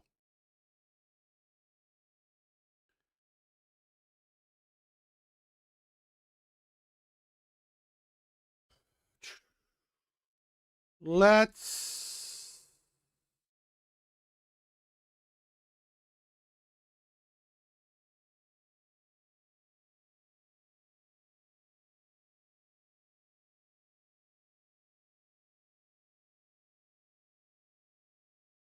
All right. So, let's end out on a Kendra G video. All right? Let's end out on a Kendra G video. So, we'll check this one out and I think that'll be good for tonight. All right? So, let's end out on a Kendra G video. I watch Kendra G from time to time, so why not, right? Hopefully it's a good one.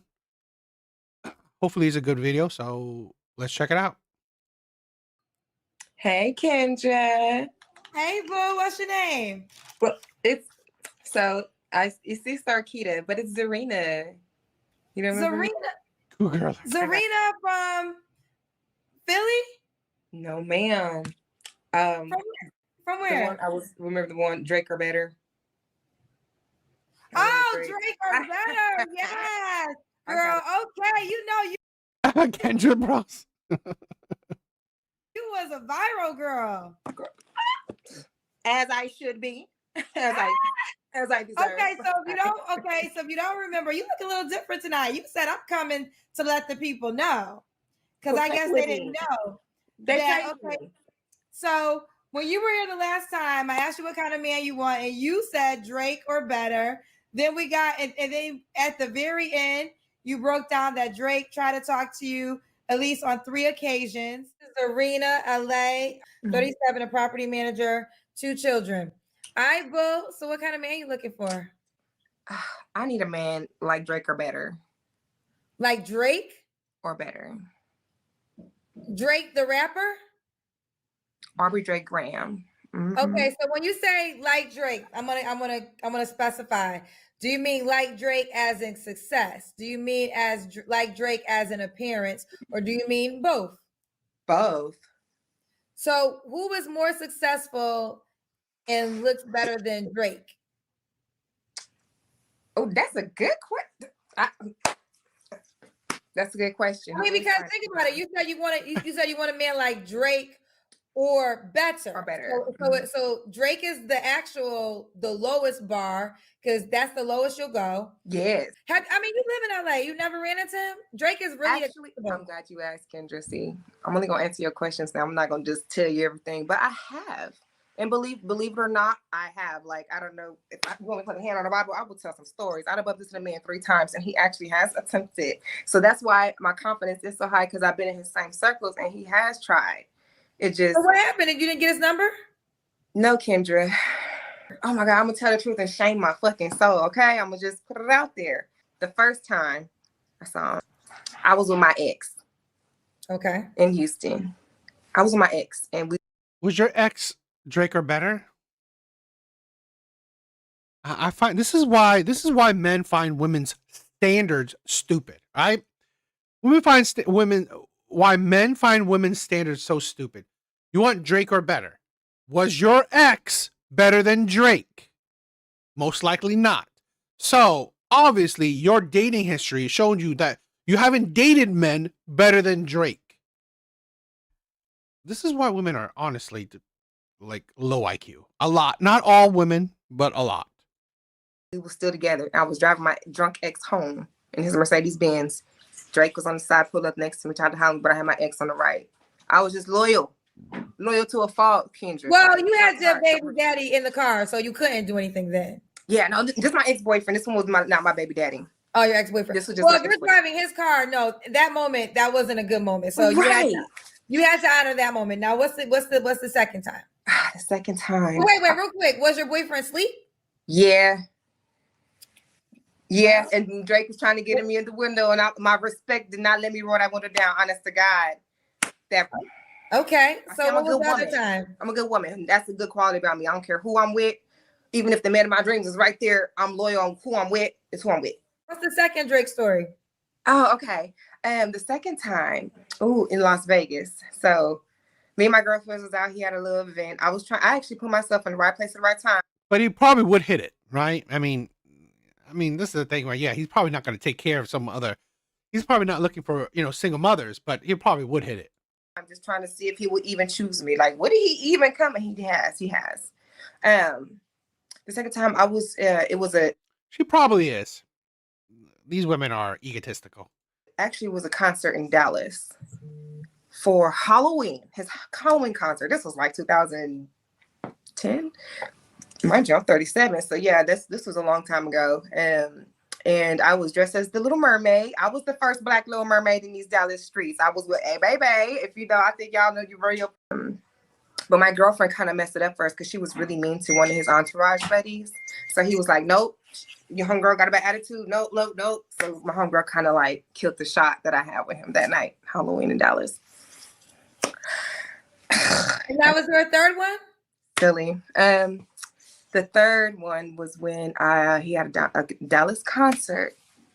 I was with my girlfriend, and his dad chose me and my girlfriend to hang out with at a nightclub after the concert. Oh, I'm just bearing my little soul right now, ain't I? Look. Yeah, I mean, like, this is the thing where, yes, there are better looking women out there, but we gotta admit, right? Even top tier men, if you're an easy woman, if you're like you drop your drawers whenever, they will take it, right? I mean, we all know the fangirl shit, the entourage stuff, women will. I'm gonna just give it to you then. Give you the tea. But yeah, we were in the club again. It was a nightclub. I actually went in the club with his dad. His dad was like, "You're cool, you can come." I was like, "Okay, well, shit, cool." His dad had saw me give away tickets to his show, and he was like, "Man, you cool for that? Like, just come through." And I was like, I went with Drake's dad. Shout out Dennis Graham.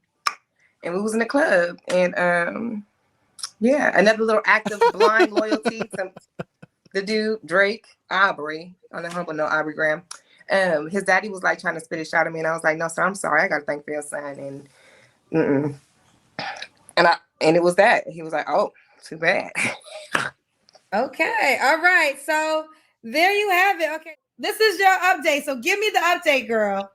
Okay, so I just came back from Yo City. I touched down in Yo City. I met a wonderful man. I believe he's better than Drake. And he flew me to Yo City, girl. I was there and I was trying to contact you to come support the Christmas event. He flew me to Yo City. And I just want to say I love Chicago.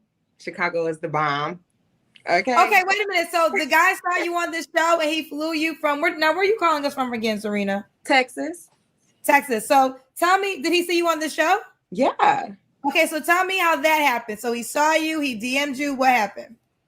Oh, first of all, I got so many DMs. So I just had to pray through the DMs and be like, come on, Lord, just whoever is going, I know, come on. I prayed through, stepped through, and I was like, let me respond. I took a week to look through and responded to one who was decent, who approached me appropriately. And I honestly say, he's the bomb. And so he offered to fly, so he paid for you to come to Chicago to meet him. Mm-hmm. Okay. Look at you. He took care of the flight. He took care of me very well. It was really romantic. It was wonderful. I do believe it was the wrong time for us to probably meet. It was, but I mean, he's a catch. He's a big fish. He's a big fish. So are you guys staying in touch? I don't think I'm for him as much as I would have loved to have been. Well, okay, so why are you not for him? Why am I not for him? That's a good question. Like, he's so busy. He's a successful man, so he's very busy. And that's a good question. I want to ask him, but he's so busy. So he just wanted to fly you there for some. He just wanted to hit it and quit it. This is the thing where these women are honestly ridiculous, right? Even if you could get Drake, all you are is a pump and dump. That's it. All you are is a pump and dump. That's why, honestly, this is why don't bother with these women. He probably doesn't exist, but again, women, it's not like women don't deal with rich men. They do. But honestly, these rich men are not settling for you. They're not settling for you. They're not desiring you. They're not committing to you. They will pump and dump. Men love access. Men love access. Men love easy access, even if they're the wealthy men, right? Even if they're wealthy, if they can get pussy, they'll get it. They're gonna get it. Is it something that you would like to continue to pursue? I think so. If he's still into me and can handle me, because I was probably too much for him. But busy men don't have time to explain. And I do know that he is dating another woman. Okay. Respectfully, he's dating another woman. So I'm hoping that he's getting rid of her, just trying to make space for me now that we've met and our chemistry was good. Okay. So you liked him? Yeah, I do. Okay. However, I'm still single, girl. Hold on. I'm still single. Okay, so you want to put it out there again? Oh, yeah, I do. I do want to put it out. So do you want to respond to any, there's so many Drake comments. So do you have a response to all the people who thought you were camping, who didn't understand if Drake tried to talk to you 3 times? Why didn't you try to just pursue Drake? Like, what is your response to all the people? Because they had a lot to say about you. Huh? They did. And you know what? I want to say people could be so ugly and they assume and they run off without information. That's real ignorant. I've done that too. So I forgive all the negative bitches and haters. I get that. I'm sure you get it all the time. So yeah, so I was going to say, you have to have tough skin to be, I'm literally a public figure, but I'm like. I mean, yeah, this is a woman. If you have the money, there are women out there, right? If you have the money, they'll definitely drop them down for you.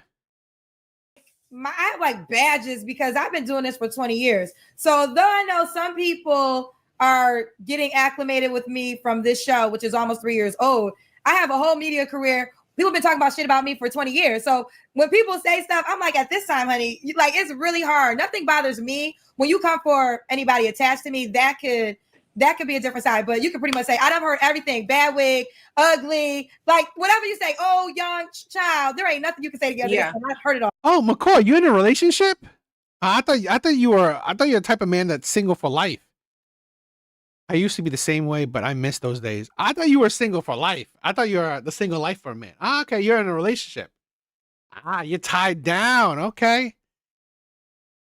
So I will say for you, it takes a lot of tough skin, and I respect that about you, to be honest. Thank you. I'm learning from the best, girl. I see you just be, they be trying to shoot at you. I don't give a shit. People, let me tell you, I sit here very humble. I don't share. Married. Okay, my brother. Nice. So when you talk about player stuff, you're just talking about back in the day. I see. I thought you were talking about current player stuff. It's all good. Again, I respect it still. I respect it. a lot of things, but I have an amazing life that I am very grateful for, and I know who I am. So this is the thing. I still love it, right? I have married men watching the show. I have single men watching it, so I love it, right? I really do. It's amazing, right? I love it, right?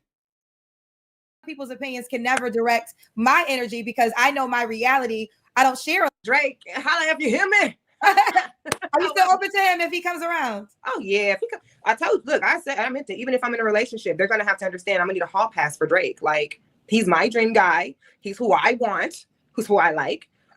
However, if I might not be for him, so I still have to keep my options open. And I'm really still single. So it is what it is. But I'm sure there's better, and I believe I did definitely run into some better. All right. So do you want to put it out here? Do you want to? This is your second time. You get 2 times. Okay. All right. This is why women like this, okay, they're just putting out that they're meant for the streets. That is it. Women like this are putting out that they're technically just meant for the streets. I mean, they are. He belongs to the streets. Yep. I mean, come on.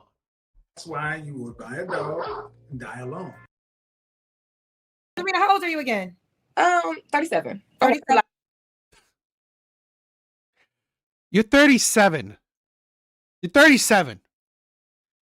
And you still have the mind that you're for the streets. Unbelievable. You're 37. And you're still a side chick, or you're someone that you can get fly to places and pump and dump. Unbelievable. This time, look.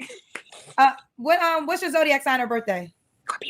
Scorpio. You have children, right? I do. 2 children. And I want to just take a moment and to say, anybody who has anything negative to say about women with children, you can kiss every mama's ass. I hate people who judge women for having children. They're such a blessing. They are never a burden. They are bonuses. Period. They're a bonus to you. They're a burden to another man. You're 37. Where's the man you want who don't see it as a burden? You are 37, not 27. So again, Dubai next. She's probably ready. A burden confirmed. Exactly.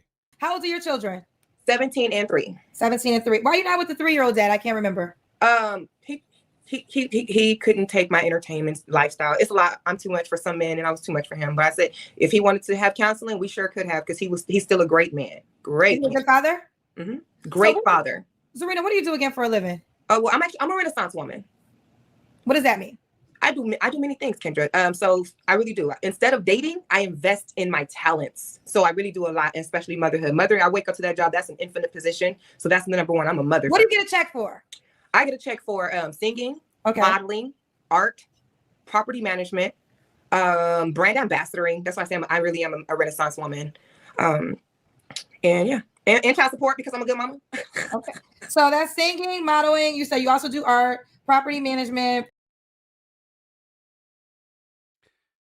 This woman is for the streets. She is forever for the streets. I mean, like, You can't make this shit up.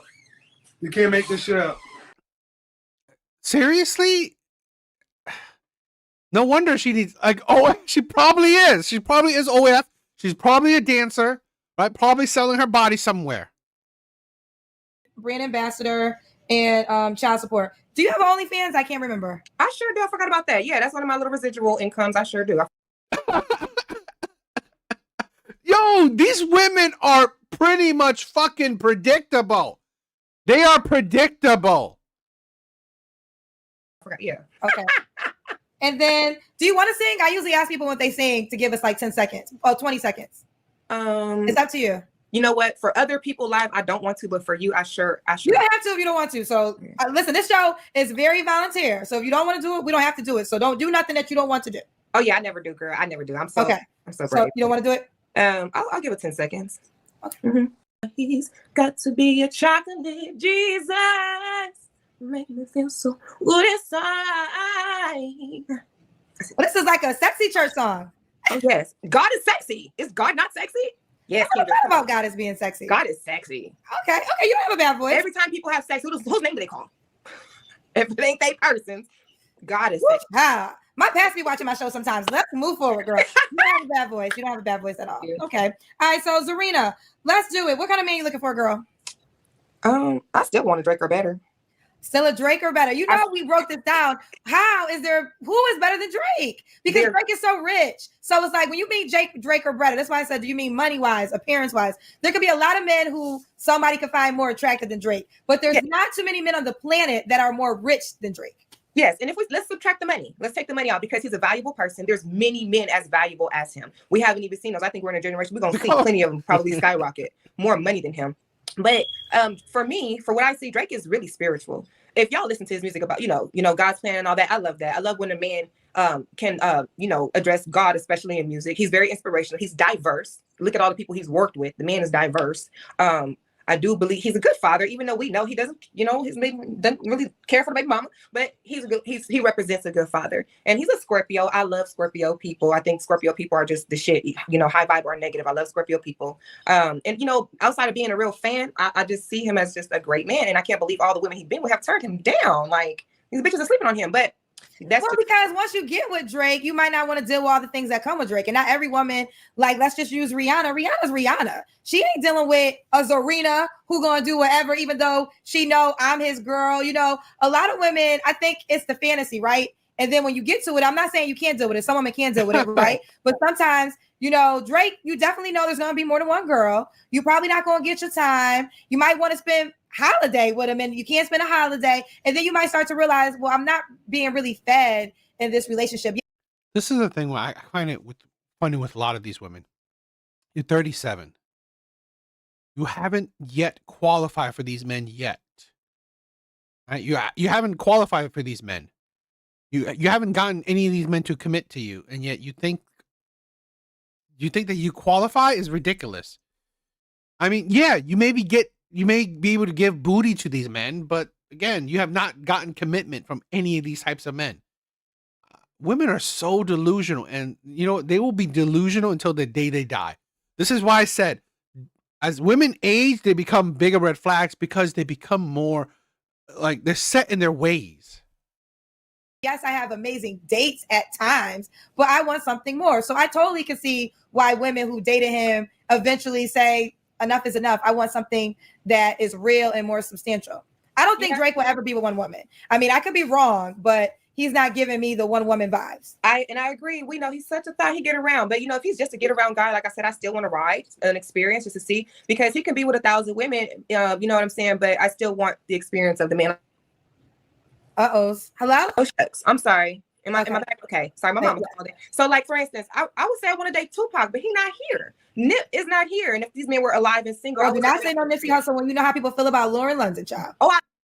So this fucking, what man wants to commit to a woman like this? What man of value would commit to a woman like this that she wants to be pump and dump by all these rappers? Seriously. Aside from God. I love Lauren. And let me tell you. Please do not say that. No, and I'm going to tell you, what? I would like to share a real experience about me meeting him and knowing him, because I'm from the same place he's from.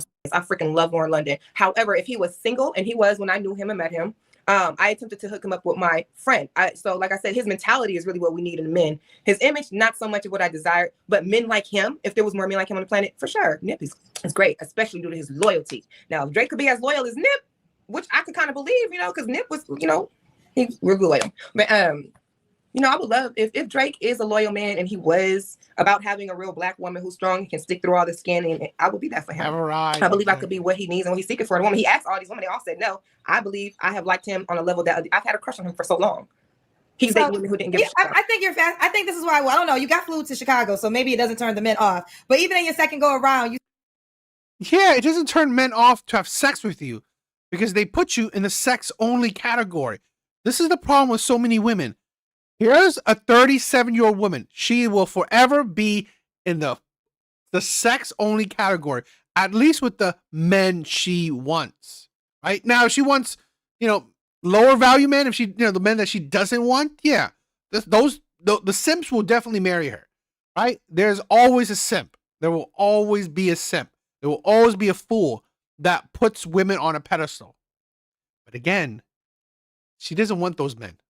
I'm quite sure that she can get those men. But the men she wants only wants to pump and dump. That is it. Still just fascinated with Drake. Yeah, I'm probably gonna always be as a fan, especially from a fan basis, you know, and a fantasy basis. I love me some Drake, and you know, if I have an opportunity and a chance, if he wants me, I'm going to give him a shot. And you know, but it's not my fault. I like some Drake, but there are other men, and it's the image. There's a lot of men as fine as him. There's a lot of men as, you know, loving into hip hop as him. There's definitely some guys who hold the bar or even better, and it doesn't have to be the money. The money, cancel the money out. I still think he's a solid dude on a whole lot of levels that I would appreciate. Okay, what's some deal breakers for you? What was the crimes record? If you have any type of sexual assault on your record, I want to see a record. So depending on the crimes that you've been in jail for, you know, because I'll date somebody that's been in prison. I'll date someone who's been in prison, but I need to know what's on your record. What's on your record? What were your? Yeah, I'm not surprised you would date someone in this prison. This woman is like, honestly, like this is. I said this, women. I mean, like God. I mean, no doubt that you're still single at 37. When you're relatively decent looking, right? No wonder you're still single. You want the rappers, you want the criminals. Crimes where you messing with kids, beating women. What's on your record? So, and then that's one deal breaker. Another deal breaker is being desperate for money. Don't want to date no man who's too desperate for money, who'll do the stupid shit for money. You know what I'm saying? Does a guy have to make a certain amount of money to date you? More than me. And what is this? At the moment, you know, I'm only around 50K. I'm still a little puppy, a little dog in the money game, but I make enough to take care of me and mine. I would love a man who makes more than me, enough to spare, and who is generous with his funds on me. Okay. All right. So this is She makes 50K with all her side incomes. This is the thing where, again, no wonder she will accept a man flying her to wherever he is so he can pump and dump and be out. Zarina, Texas, 37, Scorpio, 2 children. Let's do the Kendra Cam, honey. Okay. Oh, can I say one more thing? Yes. My music is streaming. I would love it if y'all would go check out the music. Y'all can go judge that, listen to that, and judge that instead of just this conversation. I'm gonna let you plug it out because you know there is a lot of attention to you. So how do they find your music? Under Starkita. Starkita. Okay. Hi, Zarina. They're both my real names. So. Right. So do you want more kids? Yes. You do. Okay. Because the guy already have kids. Yes. Okay. When was your last relationship? You came dressed tonight. Ooh. Okay. All right. So do you want me to call you Starkita or you want to continue by Zarina? They're both my real names. So. Right. So do you want more kids? Yes. You do. Okay. Because the guy already have kids. Yes. Okay. When was your last It's Steve, like exactly 50K OF must not be working out well for her. No. relationship? A year ago. A year ago. Yeah. Okay. You don't have to answer, but I'm gonna ask. When's the last time you was intimate with someone? When I flew to Chicago. Woo! Oh, see, I wasn't gonna ask you, but that so y'all got it in. Real ass bitch, I give a fuck about these niggas. So why are y'all not talking? So what is the moment? I'm confused. Well, I mean, you know, I'm still kind of in the dark. I feel like maybe he's too caught up with business and personal matters, especially during the holiday, to really kind of give me the You're making a lot of excuses for him. So is he not calling you or something? What's the situation? Yeah, he hasn't called me. He hasn't been calling me. We've been text messaging, but it's no fucking duh. He already hit it. The man paid for it. He got it. That's it. These stupid ass women don't understand. Like listening to her, you know this woman is only made for sex. That is it. What man of value would want to commit to this woman? Why wouldn't, if you were a man of value, right? Who this woman is meant for the streets. Why would he go for a woman that's 27, that's, has more decorum? That's not like, popping it for every man that's like Drake, right? That doesn't want to pop it for every rapper out there. Literally, like, listen to this shit, right? The last man she had sex with, listen to her video. Listen to this video. He flew her out to where he is. He pumped it and dumped it. He's done. This is the value. This is the only men that she can attract is either the fool simps or the men that just want to hit it and quit it, right? That's it. just been very light. Alvy, thank you for being here. My brother, have a good night. Love ya. Wait, I know he's a very busy man. Do you think that maybe he flew you out there to hit it and now he got what he wanted? That could be, but I don't want to judge his actions. I'm just giving him like, the ball's still in his court. So when was the last time you were here? Oh, I just flew in from there yesterday. Oh, you just got back. It's fresh. Yeah. Oh, so you haven't talked to him in what, 24 hours? Yeah. Yeah. And that's no big deal. I'm like, were you guys talking every day prior? Slightly. Okay. Oh, okay. So really you'll know within this week. I think so too. Yeah. I'm giving him time to breathe. You know what I'm saying? And he has a man with children, and a man with children needs time with his family. And I respect that. So he has a girl as a family or children as a family? He has children, and I do know that he is dating someone there. So maybe he's clearing a space for me to return, or I just don't know. And women are ridiculous. There's a lot with you, Sarkita, Zarina, Chow. All right, so last name Newman, so new man. So new man. Why do you think you're single, baby girl? I'm a lot. I know that I'm a hell of a woman. Why she's single? She's meant for the streets. That is why. I come with a lot. I offer a lot. And I require a lot, as you can see. I do. And why would a guy be lucky to be with you? Because his mama gonna love me off jump. I'm gonna get along with your mama. How can you? That's one. No. What mama is gonna love 304s? I bring so much to the table. I bring so much. What do you bring to the table? Mutual respect, blatant honesty, realness, natural beauty, no surgeries, talents. I bring healthy genes for children. I can still carry a baby or 2 or 3. Maybe got 4 eggs left. I don't know, but I am a real nurturer. And I'm very, I'm very compromising in a relationship. This is the thing where, at 37, her history has shown otherwise, right? Her history has shown otherwise. It has. At 37, no man she wanted has yet to commit to her. She's not that special. She's not that special. Now, plenty of men hit it, right? Plenty of men hit it and quit it. But committed, none.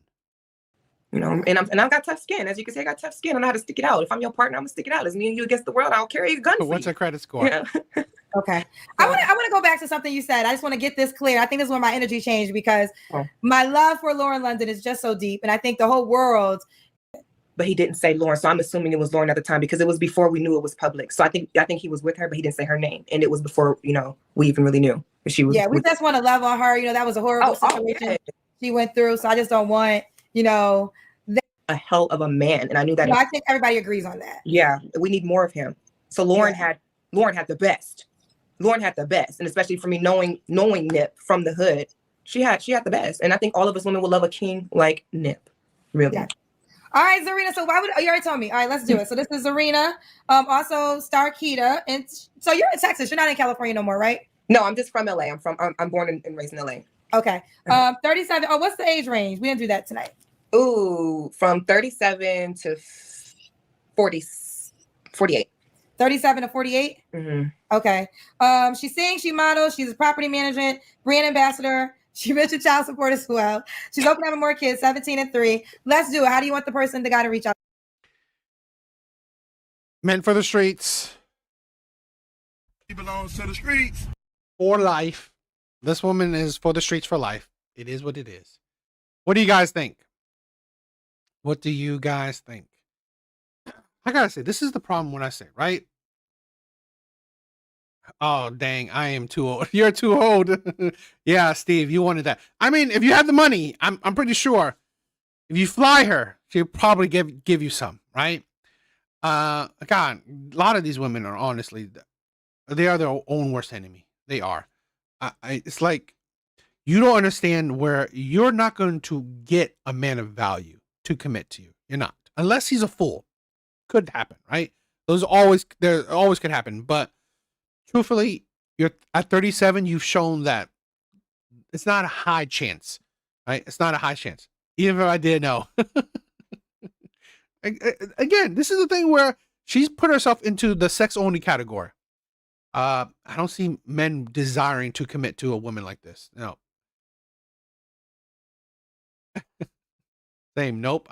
Though I'm safe. She's not good for me. Nope. I don't think so. I don't think she's good for. She's not. At least she's not good for nobody. She's still single, so not good for nobody. What do you guys think? I just think a lot of these women, like, honestly, they have lived their life in a way that it shows you that here's a woman that fine with criminals, wants rappers, dates men for pretty much for money, right? So honestly, she's not gonna get a man of value to commit to her in a monogamous way. So I don't know. All right, guys. All right, that's it for tonight. Thank you for the love. Thank you for the support. You guys are all amazing. All right, Steve, I love you, my brother. Thank you for being here. Broken and alpha widowed. We'll find a simp at church and make him miserable. 100%. I agree. Evo Eddie. I love the words. I love the word. McCoy. Thank you for being here, my brother. I love you. Thank you for being here. Alvi was here. I love you, my brother. Red Door. Love you, my sister. XY was here from my other channel. Anyone else? Omni was here. Brent, I love you. Another Kendra G video. We could do it. We could do another Kendra G.